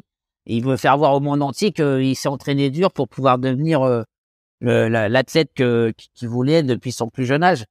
Et maintenant, en plus, il doit gérer ça. Ça se trouve, il a des community managers aussi qui viennent là-dedans. Donc des fois, c'est même pas l'athlète lui-même qui gère son profil, quoi. Ouais, c'est vrai. Ouais. Et est-ce que tu as évolué sur la question des impôts pour les sportifs? Je sais que par exemple Laurent Ruquier, quand il disait oh mais attends, c'est pas 50% qu'on vous prend, il en reste suffisamment bien assez. Bon, il y a toujours cette sensation que comme si ce pognon vous l'avez volé un petit peu, tu sais, qu'il fallait absolument le rendre. Bon, est-ce que tu as évolué sur cette question-là, toi? Bah, en fait, c'était pas à moi d'évoluer. C'est à l'État français comme l'État d'autres pays qui font pas en sorte que un sportif qui gagne beaucoup d'argent, moi, ça me choque pas. Un footballeur qui gagne 200 000 euros par mois ou 2 millions d'euros par mois, ça me choque pas parce que s'il gagne cet argent-là, c'est que derrière, il y a toute une industrie qui en gagne encore plus que lui. Bien, oui, c'est ça qu'on oublie souvent. Après, moi, ce qui me gêne plus là-dedans, c'est que un sportif qui fait parler d'une discipline, qui fait parler de son pays, qui s'est bousillé la santé quelque part, parce que moi, si je prends mon cas, aujourd'hui, j'ai 2 hanches en titane qui m'ont coûté 8 000 balles, par exemple. Mais parce que j'ai été soigné en France. Imagine aux États-Unis ou au Canada, peut-être c'est 2 fois le prix. Mais je veux dire, j'ai abîmé mon corps. Et aujourd'hui, quand je fais un état des lieux pour ma retraite, par exemple, il faudrait que je patine encore 15 ans parce que patiner étant mon métier et étant 70% de ma source de revenus, jusque-là, je ne peux pas être serein. Je peux pas partir tranquille. C'est-à-dire que je peux pas offrir à ma famille le même niveau de vie que je leur ai offert depuis ces 35 dernières années. Donc, je dois faire attention à tout ça. Je dois continuer à on va dire, même si j'ai été intelligent et que j'ai fait des placements et machin, mais en fait, les placements aujourd'hui, si tu regardes bien, même si tu as gagné 100 000 euros sur un appartement en 15 ans, 100 000 euros en l'espace d'1 ou 2 ans, ça part en fumée, quoi. Si tu dois faire vivre 5 personnes sur ton foyer, entre ta baraque, entre l'électricité qui arrête pas d'augmenter, tout ça. Donc, en fait, on n'a pas de tranquillité et on n'a pas de reconnaissance par rapport à ce qu'on a pu apporter en tant qu'ambassadeur à travers la France. Alors qu'il y a des gens qui, pendant des années, partent ambassadeurs au fin fond du monde pour représenter la France. Ils ont des bons salaires, ils ont des bonnes situations. Je vais pas dire que, bon, il y a certains pays, des fois, ils se trouvent un peu emmerdés parce que quand il y a de la guerre civile, ça doit pas être marrant à vivre tous les jours. Tous les 3-4 ans, ils sont obligés de déménager. Mais je trouve on s'intéresse pas assez au niveau social, médical, fiscal des athlètes dès leur début de performance ou dès qu'ils décident de dire maintenant, je passe du sport loisir au sport professionnel en devenant un athlète de haut niveau. Parce que quand tu deviens athlète de haut niveau, pour moi, tu es forcément un athlète professionnel. Parce que tu décides de faire ce métier. Pour moi, athlète de haut niveau, c'est un métier. Et à partir du moment où tu fais un athlète de haut niveau, on doit t'apporter tout ce qui peut te tranquilliser pendant que tu vas construire ta carrière, mais aussi après. Par exemple, je reprends le cas de mes 15 000 balles que j'ai touchées, 15 000 euros que j'ai touchés, qui étaient 80 000 francs à l'époque. Pour ma médaille de bronze. Bon, c'est bien, 80 000 francs à l'époque, toi tu dis c'est une belle somme, c'est génial. Bon, déjà les impôts ils t'en ont triqué un petit peu parce que c'était pas complètement net d'impôts. Et ensuite, tu te dis bah avec ces 80 000 euros, pourquoi on m'a pas donné aussi 15 annuités de cotisation URSSAF par exemple, qui m'éviterait aujourd'hui de penser que je dois patiner jusqu'à 65 ans. Et ça, t'as déjà essayé d'en parler, que ce soit un ministre du sport, quelqu'un qui sont placés en politique pour essayer de faire évoluer ça, ou t'as laissé tomber le truc? Il n'y a qu'un seul ministre qui était Jean-François Lamour, qui avait essayé de placer le statut du sportif de haut niveau en France, mais alors ça a porté un petit peu ses fruits parce que les fédérations se sont mis un peu à écouter, à tranquilliser les athlètes, mais seulement tant que tu fais partie d'une liste de sportifs de haut niveau. À partir du moment où tu t'es blessé, où tu deviens entre guillemets un boulet pour l'État ou pour la fédération, en fait, on te fait gentiment comprendre qu'il faut prendre la porte et là, tu dégringoles encore plus. Mais les ministres, aujourd'hui, une fois qu'ils arrivent là-haut, on leur dit souvent, sauf s'ils sont venus avec une mission particulière quand ils ont été nommés, et dans ces cas-là, ils s'occupent que de ça. Mais une fois qu'ils sont là-haut, on leur dit, bon, bah, maintenant que t'es là, tu fais pas trop de bruit et puis tu verras, tout se passera bien. Enfin, moi, c'est le recul que j'ai parce que j'en ai vu passer des ministres des Sports. J'en ai rencontré souvent. J'ai eu ce genre de discours avec eux, mais en fait, il y a personne qui veut prendre à bras le corps, en fait, ce problème qui est récurrent pour moi dans tous les sports. C'est pas seulement pour défendre ma discipline, c'est pour défendre les sportifs. Donc, je pense que malheureusement, Puis des grandes gueules comme moi, ça peut faire peur. Donc demain, j'aurai un président qui déciderait de me nommer ministre. Je viendrai avec ce genre de projet. Pas pour être ministre. Je m'en fous d'être ministre. Moi, ce qui compte, c'est qu'aujourd'hui, on arrive à faire voter quelque chose et à mettre en place quelque chose qui va servir tous les sportifs de demain, puisque de toute façon, on ne pourra pas faire voter une loi qui va me servir dans l'immédiat. Oui, c'est ça. J'ai demandé. En fait, il y a déjà pensé. T'aimerais prendre si l'occasion se présentait. Est-ce que c'est pas encore présenté alors? Non. Puis, en fait, encore une fois, je pense que un mec comme moi qui a une grande gueule, ou en fait, il pense que je serai incontrôlable et que peut-être qu'il pense que je suis que capable de faire rire un petit peu l'assistance dans une audience. Non, j'ai mon expérience, mes 42 ans au service du patinage et du sport français. Et encore, je pourrais dire, moi, je m'en fous, je m'en suis bien tiré, hein, je patine encore, je suis encore connu, je gagne encore un peu ma vie, je pourrais dire, rien à foutre des sportifs de demain. Mais non, c'est qu'au contraire, j'ai eu des difficultés dans ma vie qui m'ont pas empêché de réussir, mais qui auraient pu être fatales.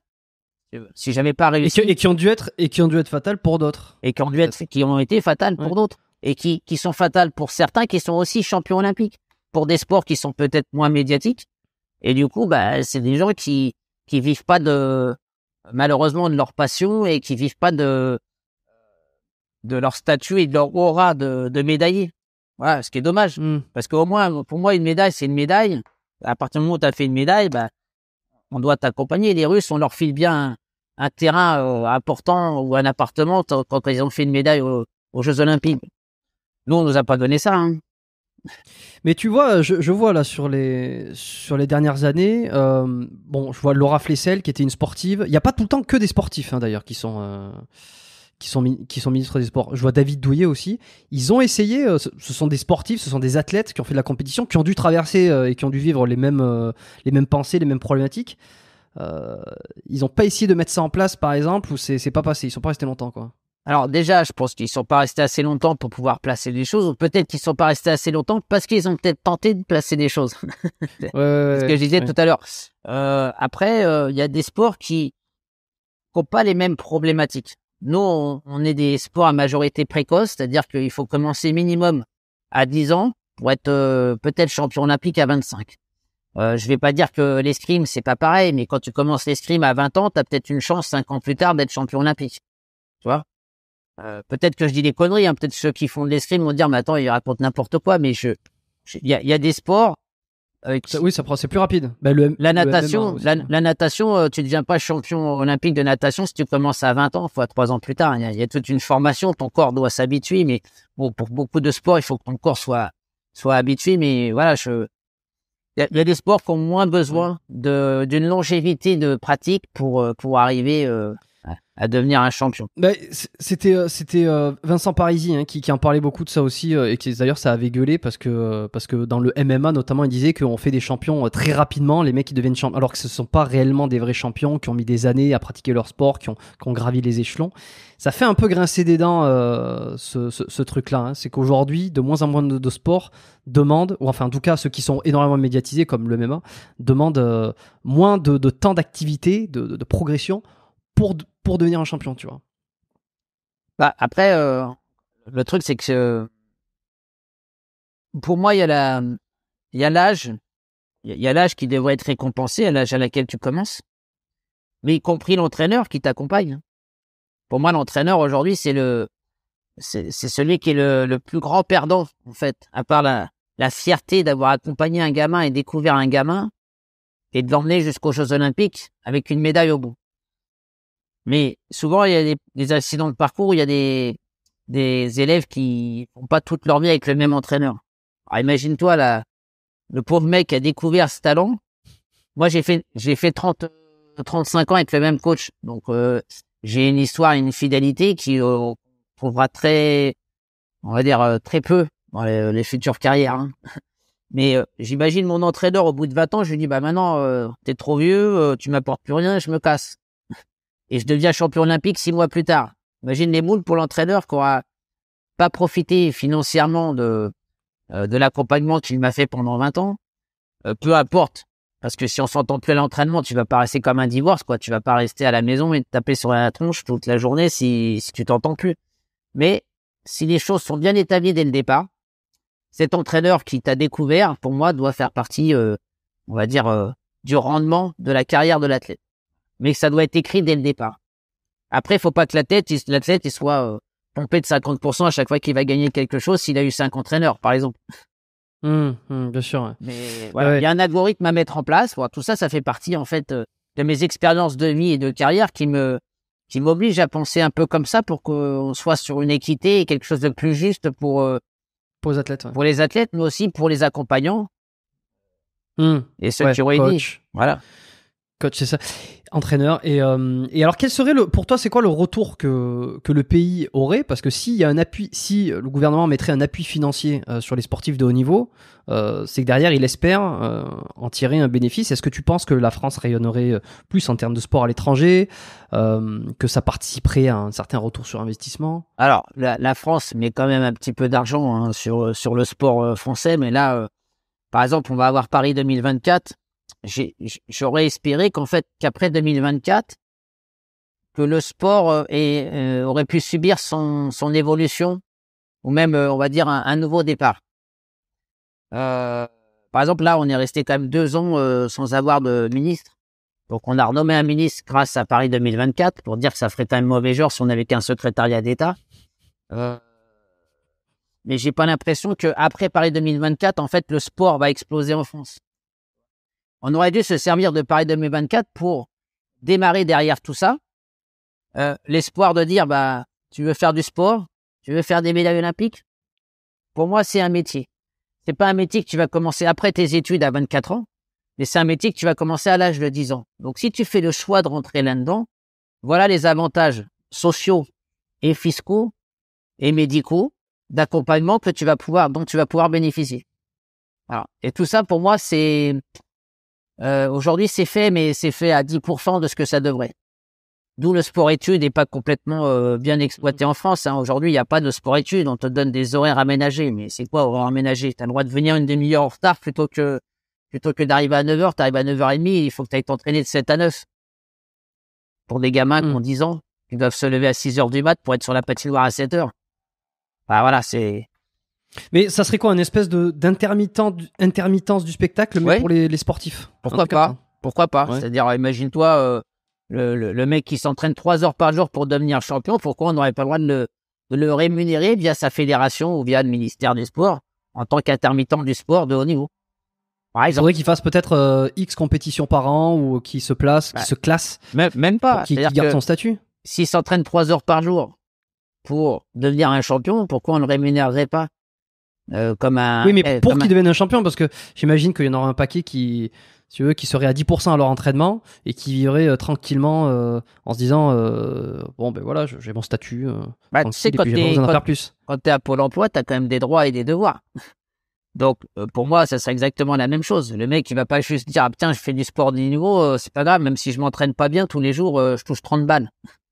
C'est pas le but. C'est pas le but qu'on fasse des gens qui n'ont pas envie de devenir des champions.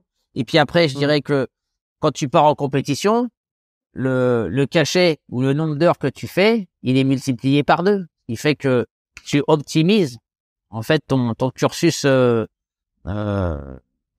ton pédigré, on va dire, social, quoi. Mais tu vas le constituer plus vite.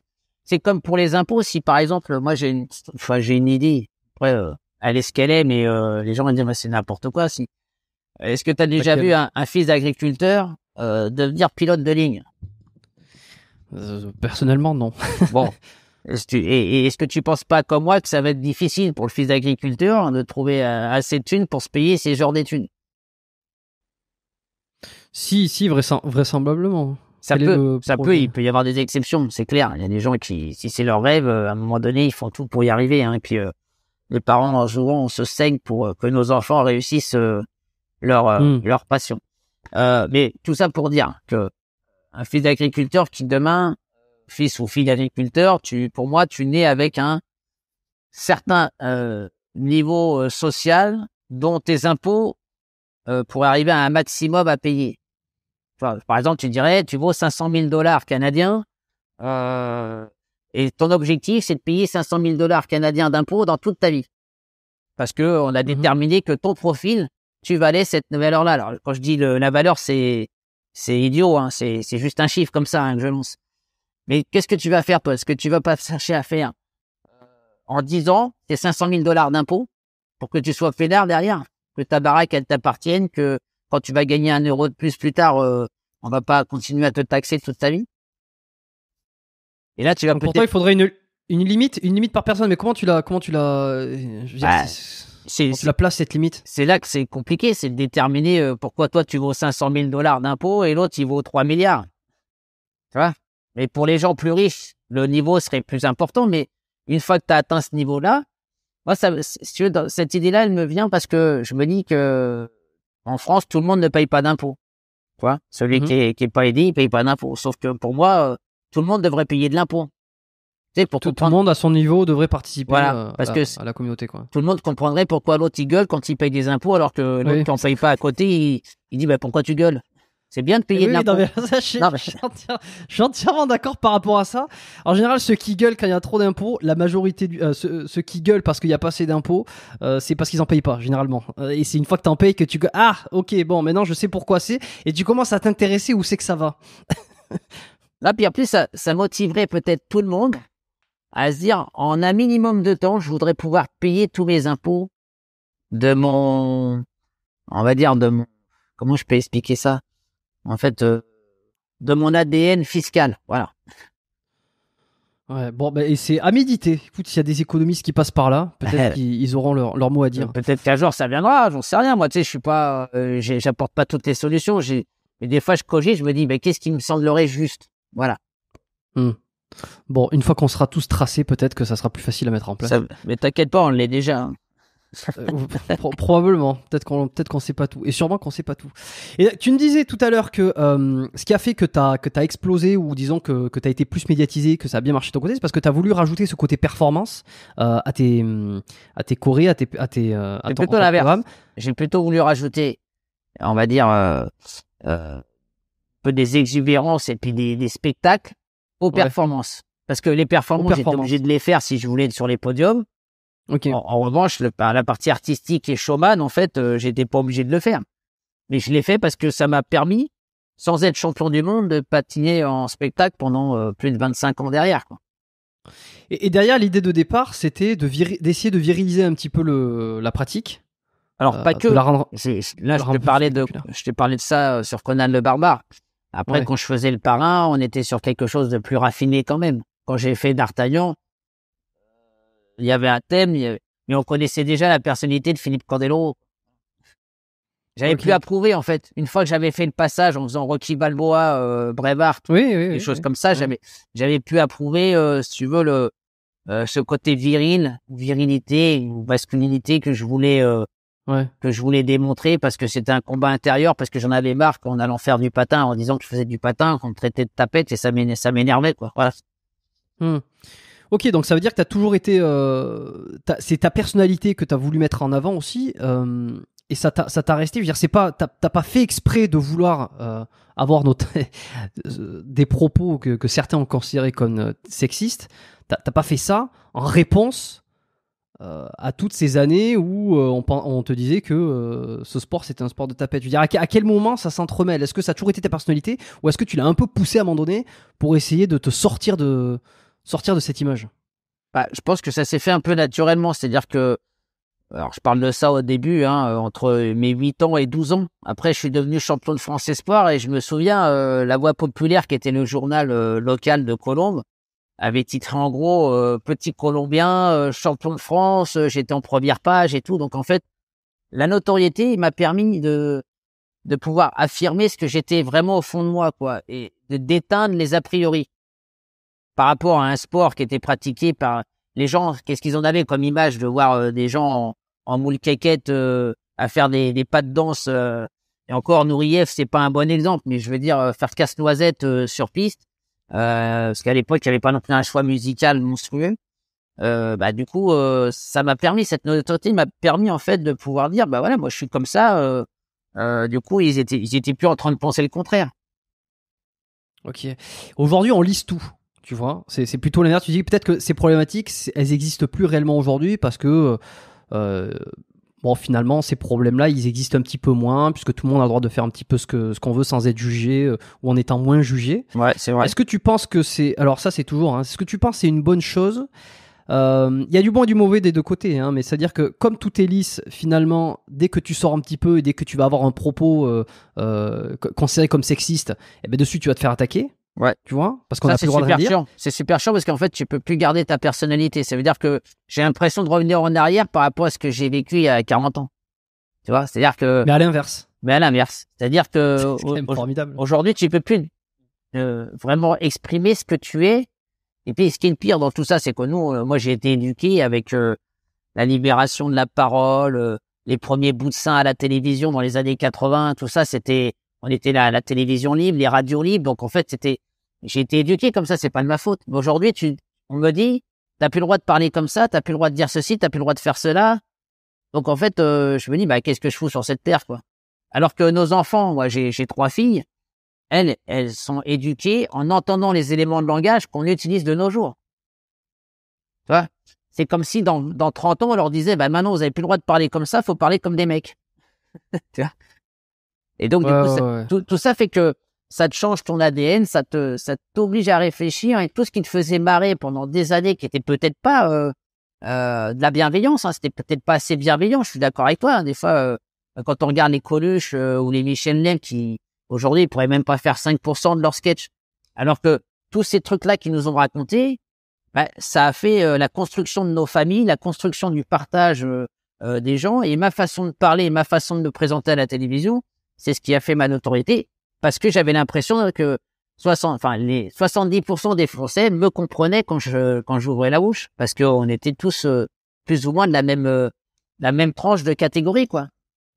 Ouais, puis c'est pas non plus choquant. Enfin, je veux dire, les commentaires que t'as fait lorsque t'étais en duo avec Nelson Montfort, il y a un petit medley sur YouTube, je crois, des meilleures phrases que tu moi, quand j'écoute, ça me fait marrer. Et je me dis, c'est vrai que quand tu diffuses ça aujourd'hui, il y avait plein de gens qui avaient marqué, mais il est fou, ce type.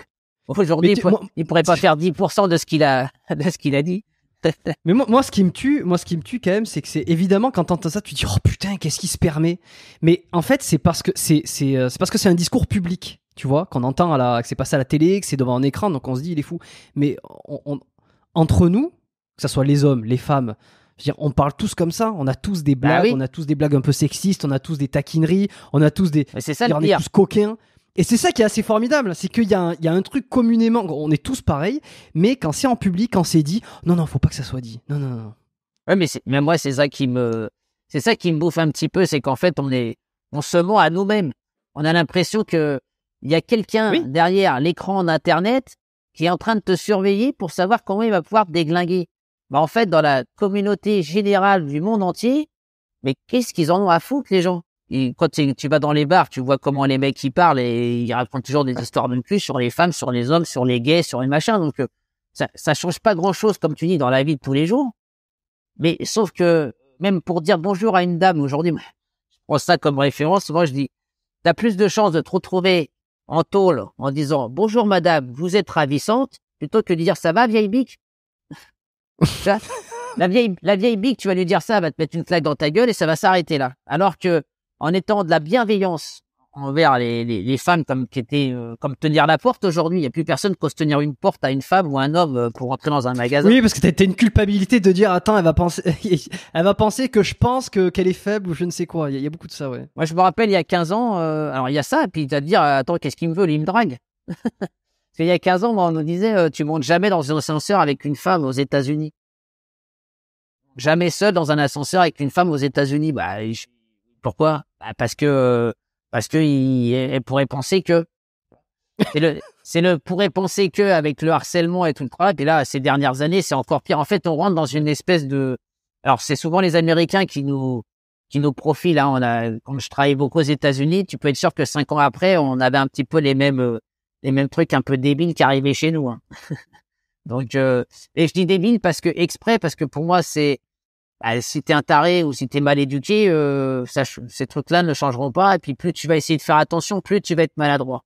Et moi, c'est vrai qu'aujourd'hui, quand je commente avec Nelson, ce qui est compliqué pour moi, c'est de devoir réfléchir à 3 fois pour savoir ce que j'ai envie de sortir, qui va faire forcément marrer du monde, Mais en même temps, je suis obligé de me dire, est-ce que si je la sors, je vais pas me faire déglinguer sur les réseaux? Tu vois?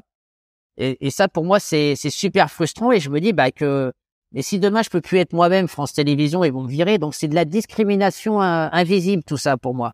C'est-à-dire que si je peux pas faire le travail pour lequel France Télévisions est venu me chercher il y a 10 ans, qui est en train de se dégrader progressivement parce que je deviens plus drôle, parce que je peux plus sortir les trucs que je sortais, France Télévisions, ils vont dire, t'es gentil, Philippe, mais tu nous sers plus à rien, quoi. Donc ça, c'est de la discrimination et de pouvoir m'empêcher de vivre et de travailler. Parce que tu peux pas changer la personnalité des gens. Si les gens ils m'aiment comme ça, pourquoi j'ai pas le droit de vivre comme ça? Parce que si on me crachait sur la gueule tous les jours en me disant t'es sexiste, t'es mal poli, t'es machin et tout ça, mais dans la rue, il y a même des femmes qui me disent ah ouais, moi j'aimais bien quand vous racontiez des histoires cochonnes à la télévision, tu vois. Donc comment tu veux que je puisse me remettre en question quand à 90% dans la rue, c'est pas ce qui se passe sur les réseaux, quoi. Est-ce que tu penses que Tex est allé trop loin avec sa blague? Parce que tu vois, on parle justement de ça. Il a sorti une blague sexiste, considérée comme sexiste, et mec, il s'est fait virer de partout, et puis persona non grata, quoi. Oui, alors moi, ça, j'ai trouvé ça un peu scandaleux de la manière dont on l'a viré, puisque en fait, on s'est servi de ça pour avoir un prétexte de pouvoir le virer. Il était déjà sur le chemin de la sortie, et du coup, en racontant cette blague qui fait en plus partie de son spectacle. Donc, quand tu sors une blague... Grosse pub. Non, mais je veux dire, quand tu... c'est comme si moi, dans un programme, à un moment donné, je me grattais les fesses, tu vois, et que sur un plateau de télévision, je me mets à répéter mon programme en me grattant les fesses. Et que là, on me reproche, je veux dire, attends, il s'est gratté les fesses à la télévision, c'est inadmissible, on le vire. Tu vois, c'est un peu pareil, c'est-à-dire que Texte, avant d'être un animateur télé, c'est avant tout un humoriste et un comédien qui a fait du théâtre et qui avait un spectacle en one-man show. Il est sur une chaîne qui n'est même pas la sienne, en plus, pour laquelle il travaille. Et derrière, ça a tout fait un scandale pour que, au final, on vire ce mec qui n'a fait finalement que d'être lui-même sur un plateau de télévision pour revendiquer le métier qu'il faisait, parce qu'on lui demandait de raconter une blague. Bon, la blague en question, elle est pas extrêmement drôle. Je veux dire, si on la prend au premier degré, c'est sûr que c'est pas ouf, mais je pense que personne la prend au premier degré. C'est surtout ça. En fait, moi, c'est qu'on me disait à l'époque les guignols. T'as vu ce qu'ils nous mettaient dans la gueule, les guignols, à l'époque? Je veux dire, oui. Non, mais je veux dire, si t'as pas un peu d'auto-dérision ou quand tu t'allumes ta télévision pour écouter une émission d'humour, tu viens pas là pour apprendre des vérités. Tu vois ce que je veux dire? C'est-à-dire que finalement, on devrait attaquer ceux qui viennent écouter Bigard et qui sont offusqués parce qu'il a dit le mot crotte, bite et chatte en même temps. Tu vois ce que je veux dire? Ouais, mais Bigard aussi, il a eu. Ah, mais Bigard aujourd'hui, il peut plus faire son métier. C'est fini. C'est-à-dire qu'il pourra plus le faire de la manière dont il l'a fait. Donc il va être obligé. C'est comme si moi à la télé, à chaque fois que je fais une émission avec Nelson, je viens avec des phrases toutes faites, déjà validées par un avocat et inattaquables. Donc en fait, je vais juste pouvoir dire bonjour mesdames, merci de nous avoir écoutés et au revoir. Voilà. Et tu répètes ça pendant 4 programmes. Ouais, un peu chiant. Et au début, quand tu démarres, donc t'es en roue libre, quand tu fais tes commentaires, est-ce que Nelson à côté, est-ce qu'il est gêné? Est-ce qu'il te fait des gros yeux? Il te fait des gestes? Arrête ça de suite. Non, parce qu'il a tout de suite compris aussi que c'était une manière de démocratiser le patinage et de démocratiser les reportages dans lesquels on était. Alors, on n'avait pas prévu, si tu veux, c'est pas un truc qu'on travaille en amont. Hein. Nous, moi, un jour, j'ai commenté le popotin d'une patineuse. Mais pourquoi je le commente? Parce que j'ai 150 copains qui me disent putain, t'as vu celle-là, le cul qu'elle a, alors tu vois. Donc toi, dans ton... mais à la télé, faudrait pas le dire. Faut pas le dire parce que c'est. Oui. Mais en fait, c'est là où je me dis, on est tous des connards à se dire, on va nous interdire de parler comme on a envie de parler. Tu vois? Et à toi, on va nous dire interdire de dire le mot merci, quoi. Et donc, comme des petits moutons, on va non, c'est plus bien de dire merci, alors on va plus dire merci. Moi, je pense qu'il y a un danger là-dedans. Après, je me bagarre pas tous les jours avec ça.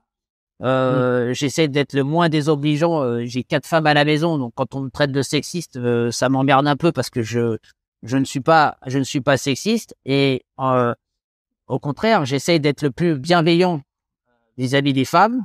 On essaye aujourd'hui de nous faire payer, nous les hommes, quelque chose dont nos grands-parents ou arrière-grands-parents ont fait peut-être faire subir à des femmes.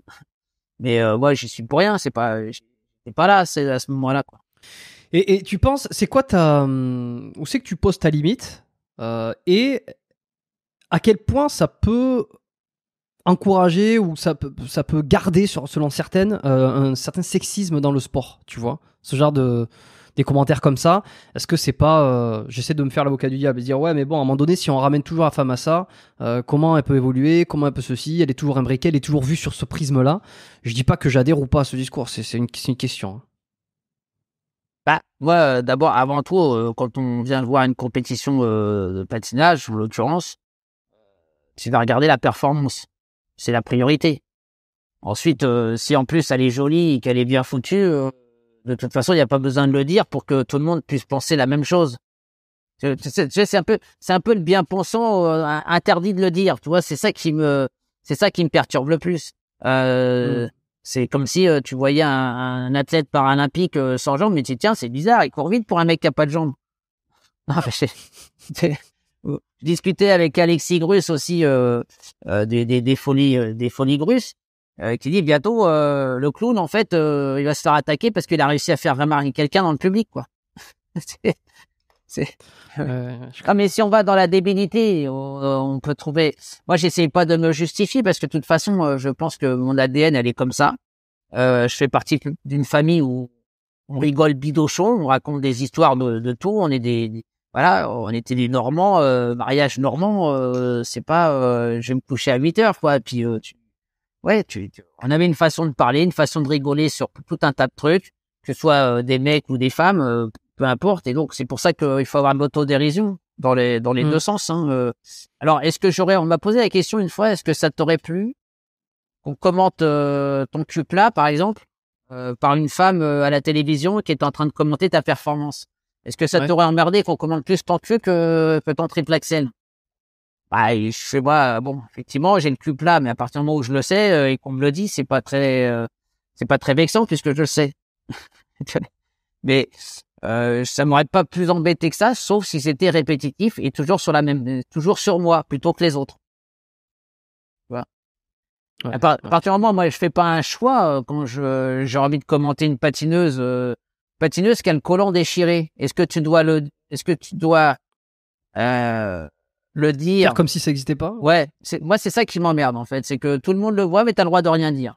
Bon, bah, et si ça peut nous permettre à Nelson et à moi d'apporter une petite pointe d'humour sur le côté un petit peu tragique de la situation, pourquoi pas le faire sans que ça dénigre l'investissement de l'athlète, parce que je sais en plus, j'ai jamais dénigré, j'ai jamais voulu être méchant envers une patineuse ou un patineur, parce que je sais tous les efforts qu'on fait pour en arriver là. Donc je suis souvent bien en train de les défendre sportivement. Après, il faut bien que nous, en tant qu'animateurs ou journalistes, on puisse donner de l'attrait à ce qu'on fait, parce que sinon tu mets un magnéto où toutes les semaines tu mets la même chose, et puis voilà, comme ça on est sûr de plus partir. On fera France Télévisions font des économies, et puis ton magnéto il est monté sur les images, et puis c'est bon, quoi. Tu prends le championnat d'Europe et puis tu le remets au championnat du monde le mois prochain, tu dis c'est bon, là ils ont pas dit de conneries, on peut rebalancer la même chose. Et ça aurait plus d'intérêt. C'était comme ce mec. Il y avait un mec qui avait fait, je sais pas si t'avais vu passer, c'était sur France Télé, mais en ligne, je crois, lorsque c'était Roland Garros, et en fait il se lâchait totalement dans les commentaires parce qu'il était tout seul et qu'il y avait pas beaucoup de personnes qui regardaient, et puis il voyait quelqu'un dans le public et oh putain il y a Batman, et puis il déconnait là-dessus, et je sais pas si t'avais vu passer ce truc, et le mec s'était fait virer quand. Ah ouais, mais oui, mais alors que le mec qui s'est mis en Batman, ça se trouve il a fait exprès de venir en Batman dans le stade pour qu'on parle de lui. Ça se trouve. Ouais, mais en tout cas, il faisait des commentaires. C'est comme s'il était tout seul dans son studio et le mec s'amusait. Il partait en live et puis ça avait fait un espèce de buzz forcément parce que ça avait monté. Il était monté dans les réseaux parce que le mec il se lâchait totalement. Il croyait qu'il était tout seul dans son studio, tu vois. Et c'était arrivé finalement à donner suffisamment de visibilité pour que j'imagine France Télévisions, je sais pas quoi, lui dise bon maintenant c'est arrêté de conneries, quoi. C'est triste d'en arriver là parce que toi, moi me concernant, toi, moi je sais que je suis pas un méchant, je suis pas un enfoiré, je suis pas j'essaye d'apporter un peu d'humour ou de la bonne humeur à travers une mission qu'on m'a confiée, c'est-à-dire à commenter du patinage. Bon, demain ça pourrait être sur un autre sport, c'est pas gênant, tu vois, mais Ouais, si tu répètes toujours la même chose, déjà, à quoi ça servirait qu'on soit 3, tu vois, à commenter le patinage. Là, on vient encore de faire 1,5 million de téléspectateurs au championnat d'Europe. En RTien, c'est vachement bien sur France 3. Ouais. Et sans être annoncé pendant une semaine à l'avance, qu'on allait faire du patinage. Donc, je trouve que si les gens nous détestaient tant que ça, plus personne regarderait ou écouterait. Hein. Est-ce que tu penses qu'il y a de la misogynie, une certaine misogynie dans le sport, dans le patinage ou dans le sport de manière générale? Ouais, je pense que la misogynie a beaucoup existé dans le passé. Maintenant, je pense qu'on est assez ouverts les uns et les autres pour que on fasse plus ces différences. En fait, moi, d'ailleurs, si tu regardes le patinage, les filles russes, par exemple, les patineuses russes, sont parfois meilleures que les garçons.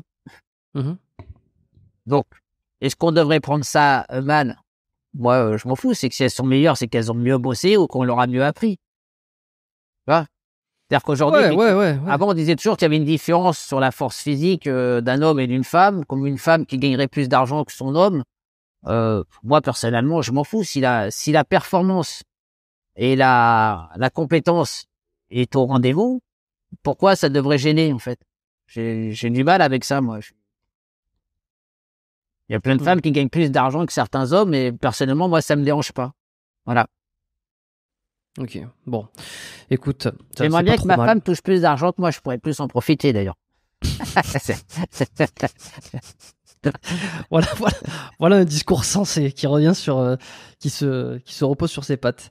Bon, comment tu t'entraînes aujourd'hui à titre perso? Est-ce que tu vas, est-ce que tu fais fais toujours du patinage quand tu t'entraînes pour des représentations, mais sinon, comme t'es sportif dans l'âme, t'aimes aller courir, aller à la salle de sport, faire des exercices. Il y a plein de trucs que j'aime pas. Courir, par exemple, ça n'a jamais été fort. J'aime pas courir parce que j'avais pas la fibre pour courir, parce que je m'abîmais les genoux, parce que j'étais un peu massif et petit, donc c'était pas le kiff. Par contre, j'aimais bien tout ce qui était à explosivité, à puissance max, mais pas long. Et là maintenant, en fait, j'essaye surtout de faire du sport pour pouvoir continuer à bouffer ce que j'ai envie de bouffer dans la journée, quoi. Voilà. Je veux pas grossir, je voudrais pas être bedonnant, donc j'essaye de faire un minimum pour m'entretenir. Et puis de toute façon, comme je suis encore un peu sur glace malgré mes opérations et mon âge, pour faire un saut périlleux arrière, si j'ai 5 kilos de trop, j'y arriverai plus. Donc je dois quand même faire un petit peu attention, mais sans me priver des plaisirs de la vie, c'est-à-dire la bouffe. Heureusement, je fume pas, je bois pas, donc c'est déjà un avantage. Mais de l'autre côté, voilà, je veux me faire plaisir tous les jours. Et ce matin, je suis allé faire 2 heures et demie de VTT en forêt avec mon ancien préparateur physique, Jacques Deschaux pour pas le nommer. Et puis ça me convient bien si on fait au moins une sortie par semaine et puis ensuite 2 quand il sera à des meilleurs jours, parce que quand il fait pas beau, t'as pas tellement envie de bouger, te cailler. Donc voilà, c'est pas la période où je vais faire tous les jours du sport, quoi. Après, j'ai une petite salle à la maison, je peux m'entraîner si j'ai envie. Mais voilà, j'ai plus de performance à accomplir pour m'obliger à faire du sport. Et le sport, à mon âge, en ayant fait pendant 40 ans, n'est plus un plaisir. C'est vrai. Ouais. Mais c'est toujours ça, hein. Il y a 2 catégories, j'ai l'impression, de sportifs quand ils partent à la retraite. Il y a ceux qui sont toujours passionnés, qui continuent parce que c'est toute leur vie. Et puis il y a ceux qui, une fois que leur carrière est terminée, ils lâchent tout, terminé. Alors, faut dire qu'on a tellement donné. Je veux dire, quand on s'en va, je me suis entraîné pendant 20 ans, 6 heures par jour, après 3 heures par jour, plus tout le reste. Tant que ton corps il est en activité, en action, et que tu prends moins de 3 semaines de vacances par an, il n'y a pas de problème. Ton rythme, tu l'as. Donc, en fait, c'est pas une fatigue, c'est pas une contrainte cérébrale d'aller continuer à faire ce que tu as fait pendant des années. Sauf que quand tu as envie de prendre un peu de recul, que tu as des enfants, que tu n'as pas le temps, quand tu vas faire du sport, il te faut au moins 2 à 3 heures de visibilité devant toi pour dire, tiens, je veux faire 1 heure effective, mais il me faut 3 heures, le temps d'aller soit à la salle, soit aller en forêt, soit en machin. Je sais que 1 heure de sport par jour suffirait largement, sauf qu'il te faut 3 heures de disponibilité dans la journée. Est-ce que tu attends de le faire quand tu as des gosses, quand tu as du boulot, quand tu as... En fait, et puis cérébralement, en fait, ça fatigue, parce que quand tu t'obliges à aller... En fait, faut pas que ça soit une contrainte, le sport. Comme pour tout, d'ailleurs. Comme la bouffe, faut pas que ce soit une contrainte. Comme aller faire l'amour, c'est pas une contrainte. Si c'est une contrainte, ça va être problématique pour le cerveau, quoi. Voilà. Et le cerveau, il enregistre tout beaucoup plus et il garde en mémoire tout ce qui est contraignant, plus que ce qui est plaisant. Ok. Au niveau des blessures, c'est quoi les plus importantes que tu as eues J'ai eu un coude sur l'arrivée d'un triple bouc piqué. Je suis tombé, je me suis écrasé un peu on va dire la tête du cubitus, ouais. Donc on n'a pas voulu m'opérer tout de suite. On m'a mis une attelle, ça a eu des complications, donc j'ai été obligé d'être opéré 6 mois plus tard. Ensuite, j'ai eu un arrachement ligamentaire au niveau de la cheville droite. Et j'avais un petit bout d'os qui s'était arraché, qui m'a embêté pendant quelques mois, notamment dans la saison 96 avec Lucky Luke. Et j'ai décidé de me faire opérer derrière. Ok, ça c'est quoi? C'est sur une chute que tu t'es sur l'arrivée d'un triple axel. Voilà, parce qu'ils avaient changé le procédé de fabrication de patins. À un moment donné, ils ont commencé à mettre pour avoir plus d'élasticité et de résistance aux pressions qu'ils subissaient. Ils ont voulu mettre une couche de plastique entre 2 couches de cuir. Mais ils n'ont pas prévu que, si tu veux, c'est comme un ressort, c'est-à-dire le ressort il prend plus d'importance au moment du retour qu'à l'aller. Voilà. Et c'est ce qui est passé sur une réception de saut. En fait, mon pied a un peu forcé. Et au retour, en fait, j'ai pris un revers de bâton assez violent et c'est ce qui a fait l'arrachement ligamentaire. Et j'avais un petit bout d'os qui traînait dans la cheville après et qui venait me piquer. Voilà, sinon, à part ça, après un saut perdu arrière, je suis tombé sur la nuque et la tête. Donc là, c'était un peu violent comme image. J'ai pas eu grand chose. Bon, j'ai dû me faire beaucoup de 3 points de suture à la tête. Ouais. Et c'est surtout l'image que ça te reste derrière parce que, tu sais que tu peux devenir aussi paralysé si tu tombes mal, quoi. Donc, il y a toute c'est psychologique maintenant. Dès que je fais un saut périlleux, je dis, il faut impérativement balancer les jambes. Même s'il vaut mieux te péter les 2 genoux que la tête. Et tu continues à le faire aujourd'hui? Ouais. Alors, il est moins haut, il est moins puissant, hein, mais voilà, c'est pas une figure difficile, mais c'est une figure dangereuse. Là, tu m'étonnes. À part le sport quotidiennement pour ta santé, à part l'alimentation pour le bien-être psychologique aussi, qu'est-ce que tu fais d'autre pour ta santé, pour essayer de maintenir ta longévité de sportif, d'athlète pro reconverti? Moi, je pense, comme je l'ai dit tout à l'heure, déjà, le fait d'avoir le moins de contraintes possible dans la vie me permet d'avoir toujours ma joie de vie, mon énergie, qui est assez naturelle, qui est assez explosive.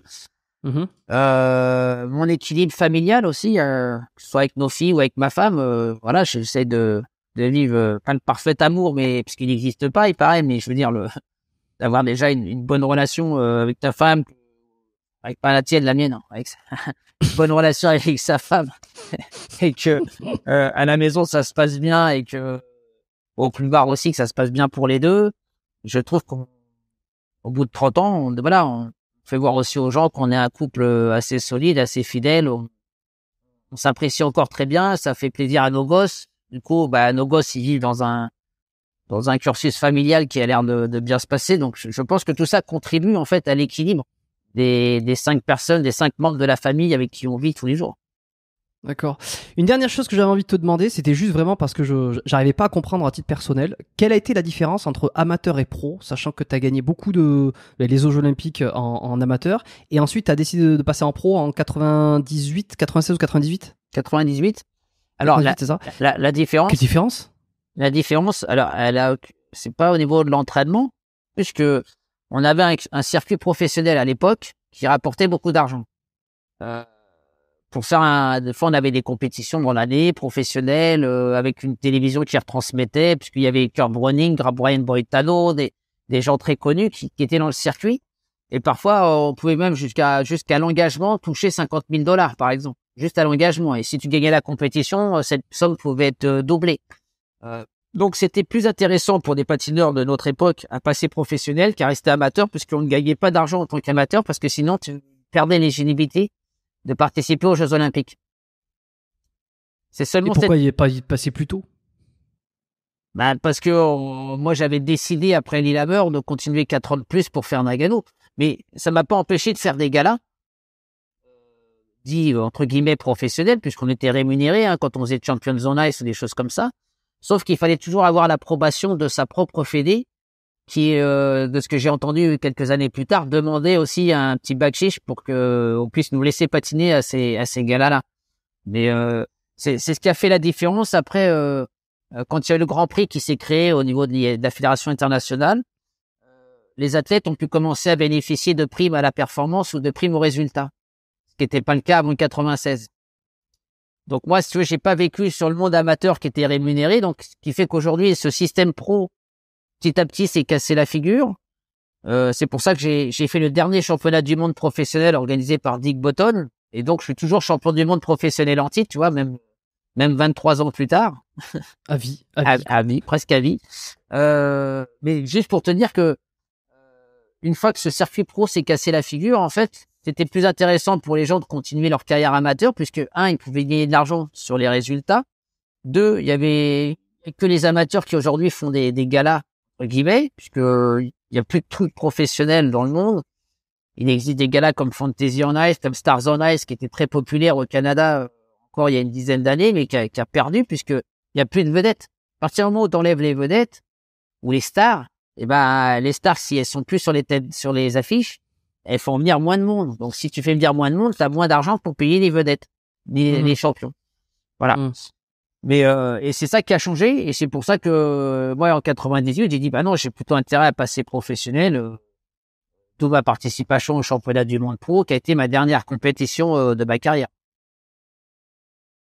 Où t'as fini 3e, 2e? Non, premier, j'ai gagné le championnat. Premier, oui, c'est vrai. Celui-là, oui, t'as fait champion du monde. Oui. En plus, en battant les 2 champions olympiques qui m'avaient battu en 94 et 98, c'est-à-dire Urmanov et Kulik. Bon, ben voilà, bonne revanche. Voilà. Ok, très clair. Bon, on va terminer sur les 3 petites questions de fin assez rapides, normalement, que j'aime bien pour clôturer les épisodes. La première question, et j'en aurai peut-être une bonus, mais on verra. La première question, c'est si on pouvait revenir 20 ans en arrière sur ta carrière, sur ton passé, c'est quoi le meilleur conseil que tu aurais besoin d'entendre? 20 ans en arrière, je pense... va faire une petite formation sur la construction de carrière, mais extra sportive, parce que j'ai fait de la production de spectacles et j'ai tout vécu à mes dépens. Voilà. C'est-à-dire que j'ai voulu faire comme Tom Collins aux États-Unis, en France. Bon, déjà, c'était pas les mêmes pays, c'était pas le même développement. Il y avait autant d'engouement pour le patinage, mais pour la France, très compliqué de devenir un entrepreneur du spectacle. Et si j'avais eu une formation, j'aurais peut-être été un petit peu plus méfiant. Ouais, la confiance. Ouais, c'est pas seulement vis-à-vis des gens, la confiance, parce que là aussi, je fais souvent assez confiance et un peu trop facilement, ce qui fait que derrière, on va dire qu'il y a il y a des gens qui sont tentés parfois de couper une amitié pour de l'argent, ce qui est dommage. Mais voilà, juste, j'aurais voulu avoir quelques notions de management et de montage en industrie pour que je me plante pas dans la production de spectacle que j'ai lancée il y a une vingtaine d'années. T'as eu un mentor? Mon mentor. Ou un modèle? Ouais, un mentor. Alors, mon mentor, ça a été André Brunet, qui est mon entraîneur, qui a été mon entraîneur, qui est toujours vivant aujourd'hui, il a 88 ans. En fait, on a construit notre carrière ensemble. D'ailleurs, je dis souvent, c'est notre carrière et c'est une personne que je vois toujours, par respect.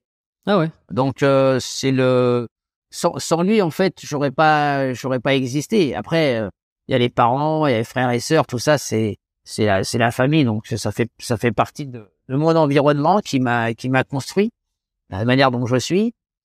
Mais en tout cas, voilà, le mentor, pour moi, c'est plus Brunet, quoi. Voilà. Ouais. Et t'as eu un modèle aussi, ou quelqu'un à qui tu voulais ressembler, surtout au début, lorsque tu t'es lancé? Alors, un des patineurs qui m'a toujours impressionné par ses qualités artistiques plus que techniques, c'est Kurt Browning. Kurt Browning avait un patinage vraiment avait et a toujours, en fait, ça a toujours été pour moi quelqu'un de très inventif au niveau des galas d'exhibition, comme Scott Hamilton. Voilà, c'était des entertainers. Voilà. Mais ils sont un peu de ta génération. Enfin, je veux dire, Kurt Browning, c'est un peu ta génération. Voilà, je suis arrivé un peu derrière, parce que lui, il a fait les Jeux Olympiques de 88 et de 92. Et il avait eu le droit de revenir en 94. Mais ça n'a pas été une bonne réussite pour tous les anciens pros qui avaient réussi à revenir aux Jeux Olympiques en 94. Ça n'a pas été une bonne expérience pour eux. Bon, parfait. Un bouquin à me recommander pour terminer? Un truc que tu as lu, que tu as envie de transmettre, que tu as envie de parler? Malheureusement, je lis pratiquement pas. c'est pas que je sais pas lire, c'est que j'ai du mal à rentrer dans une histoire quand je la lis. Et avec Netflix et toutes ces plateformes-là, c'est pas ce qui va arranger ma problématique de lecture. Et j'ai pas le temps, en fait. J'ai pas le temps. Sinon, non, j'avais essayé de lire l'histoire de Schwarzenegger il y a quelques temps, mais je me suis arrêté au bout de la 100e page. Donc, Ah ouais. Voilà. Et pourtant, c'est écrit à l'américaine, ça accroche, quoi. Oui, puis son histoire est très intéressante. Hein, donc maintenant, il y a des documentaires qui sont tellement bien faits qui reprennent les écrits. Mais voilà, la lecture me passionne pas plus que ça parce que ça devient un exercice et donc une contrainte. Tu vois, c'est ce que je te disais tout à l'heure. Ouais, un truc à chier à faire. Ouais. Et puis il faut du temps. Moi, j'arrive pas à être sur mon canapé pendant 3 heures à rien foutre. Voilà, si j'ai 1 heure, je vais mater un truc à la télé, mais je vais pas parce que toute la journée je bosse. On fait encore de la production. Il y a des contrats à élaborer, des coups de fil à passer. Donc voilà, je suis pas assez de temps pour moi pour dire tiens, mets-toi dans ton fauteuil et lis pendant 1 heure. Voilà. Ok. Bon, et très bien. Je suis obligé de te demander, est-ce qu'il y a une question qu'on t'a jamais posée et que tu as envie que je te pose aujourd'hui? Fais gaffe, tu prends des risques. La dernière personne qui m'a posé cette question, c'est Marie-Ange Narny. Oui, c'était à la télé. C'était à la télé et je lui dis, écoute, quelle est la taille de mon sexe? C'est pas la question que j'aimerais qu'on me pose. Voilà. Ah. Moi, je sais pas, moi, la question qu'on me pose, c'est que j'aimerais qu'on me pose, c'est comment je vois ma vie pour les 50 prochaines années, si j'ai la chance d'exister jusqu'à 100 ans, quoi. Voilà. Ouais. Et alors? Eh non, moi, je dis une bonne santé. Elle est pas mal, celle-là. Ouais. Une bonne santé m'irait très bien, déjà. Quand t'as la santé, tu peux faire le reste, en principe. C'est ce qu'on dit quand on souhaite les vœux. Voilà. Et voilà. Pardon, excuse-moi, c'est parce que j'ai une alarme qui a sonné, je sais pas pourquoi. Ouais, non, t'inquiète, on termine. Non, on disait à partir du moment où t'as une bonne santé. Ah oui, c'est l'autre téléphone. C'est pour ça que ça continue à gueuler. Pardon. Je vais te la reprendre, hein, celle-là. Ouais, dis. Le plus important pour moi c'est au moins d'avoir une bonne santé parce que quand t'as une bonne santé, tu peux faire tout le bordel qui va avec. Quand on te saute une bonne année, tu vois. Je pense toujours à ça et puis faut avoir de l'énergie, quoi. Faut pas le côté flegme. Ça m'arrive d'avoir de temps en temps une flemme, mais faut pas que ce soit tous les jours parce que ça va devenir très chiant, quoi. Ouais, il faut que je bouge, faut que je sorte, faut voir les amis, et je suis un besogneux. Pour moi, c'est ma réussite de vie, c'est parce que oui, j'en ai beaucoup chié, j'ai beaucoup bossé, j'en ai beaucoup chié, j'ai fait des erreurs, je les ai réparées, j'ai essayé d'en commettre le moins possible. Et je suis un autodidacte aussi, donc voilà, je suis bricoleur, je suis plus manuel qu'intellectuel, mais ça veut pas dire que je suis con. Donc et puis j'espère que ça va continuer comme ça, malgré l'arrêt du patinage qui va devenir inévitable parce que à cause de la force de l'âge, quoi. Bon bah écoute, c'est tout ce qu'on te souhaite, hein, que ça se passe le mieux possible. Et puis t'as pas mal de projets. Justement, en parlant de projets, il y a des choses dont t'as envie de teaser. Ouais, en fait, on est en train d'écrire un one-man show avec des auteurs qui sont spécialisés là-dedans. Pour l'instant, j'attendais qu'ils me fournissent plus un spectacle que des textes, même si on s'est beaucoup vu. Ça va s'appeler Candeloro sans glace, et tout ça a pour but, en fait, de pouvoir passer sur les planches. C'est-à-dire, j'ai beaucoup de propositions de théâtre, mais j'ai jamais voulu vraiment faire le pas, parce que je me sentais pas assez légitime pour aller faire du théâtre à côté de Pierre-Paul Jacques, même si ce sont des comédiens super connus ou pas. Mais le fait de faire ce one man va me permettre d'annoncer aussi un petit peu ma fin de carrière de patineur. Si demain vous me voyez sur une piste, ça va être plus pour être animateur d'une soirée avec le côté joyeux que j'ai, et puis faire encore un ou deux pas de patin, mais pas comme une tête d'affiche d'un spectacle. Et ensuite le théâtre et les planches, pour moi, me permettra de continuer à côtoyer le public qui continue de me valoriser tous les jours quand ils sont contents de me croiser, quand ils sont contents de me dire je vous regardais quand j'étais plus jeune, tatata. Donc en fait, je pense que j'ai encore une histoire à écrire avec et pour le public qui m'a toujours soutenu jusque-là, qui va à un moment donné aussi un peu commencer à disparaître parce que par la force de l'âge, tu vois. Bah écoute, là, nouvelle génération, les nouvelles générations qui écoutent les podcasts, notamment le podcast biomécanique, va soit te découvrir, soit te redécouvrir, soit apprendre à mieux te connaître. Et voilà, quand je dis nouvelle génération, mon auditorat se situe autour de 20, 30, 40, tu vois, on est sur cette zone-là, généralement autour de la trentaine. 30-40, j'ai pas de mal à ce qu'ils soient encore, qu'ils me connaissent encore. Les 20-30, ça commence à devenir un peu plus difficile. Ouais. Mais peut-être qu'un jour, on viendra à Montréal ou au Canada pour, pourquoi pas, jouer ce Candeloro sans glace, qui est normalement censé tourner toujours un peu autour du show. Mais j'aurais pas les patins au pied, quoique. On dit quoique. Voilà. Quoique. On sait jamais. Il y a peut-être un mash-up. Bon, parfait. Merci Philippe. Un plaisir. C'était merci d'avoir participé au podcast biomécanique. J'étais très surpris quand on a pris contact et que j'ai vu que ça se faisait facilement, qu'on allait enregistrer un podcast. Donc j'étais très content parce que je t'ai vu toutes mes jeunes années, moi. Patinage artistique, Candeloro, ça représentait quelqu'un, plus tes commentaires sportifs avec Nelson, tout ça. Donc non, je suis très content et puis d'avoir abordé la discipline du patinage aussi, qui est, je pense, encore très peu connue pour beaucoup. Ça a permis de faire un bon tour. Toi, à l'endroit où tu es, c'est quand même super développé. Vous avez beaucoup de patinoires, vous avez de la chance. Vous n'êtes pas trop embêté par la crise énergétique du moment, quoique aussi. Pour l'instant ici, ça va, c'est sûr. Mais bon, parfait. En tout cas, c'était un plaisir pour moi d'être avec toi, Jérôme, sur biomécanique. J'espère que ceux qui nous auront écoutés auront apprécié, même si j'ai mon langage à moi, mais on peut pas plaire à tous les cas. Jusque-là, ça m'a pas trop desservi. Donc, je vous embrasse tous et puis une bonne écoute de ce podcast et à très bientôt. Alors reste avec moi Philippe 2 secondes. Merci à tous. Voilà, vous avez entendu. Si ça vous a plu, mentionnez-le aussi. Les épisodes un peu différents comme ça, c'est l'occasion de nous envoyer des messages. Vous pouvez envoyer un message à Philippe. T'es sur Instagram, tu lis tout? En général, mes comptes, oui, mais je suis pas trop présent sur les réseaux parce que par manque de temps. C'est comme la lecture. Manque de temps. Et j'ai pas envie d'avoir une community manager ou quelqu'un qui répond à ma place. Et ça m'est insupportable. Voilà.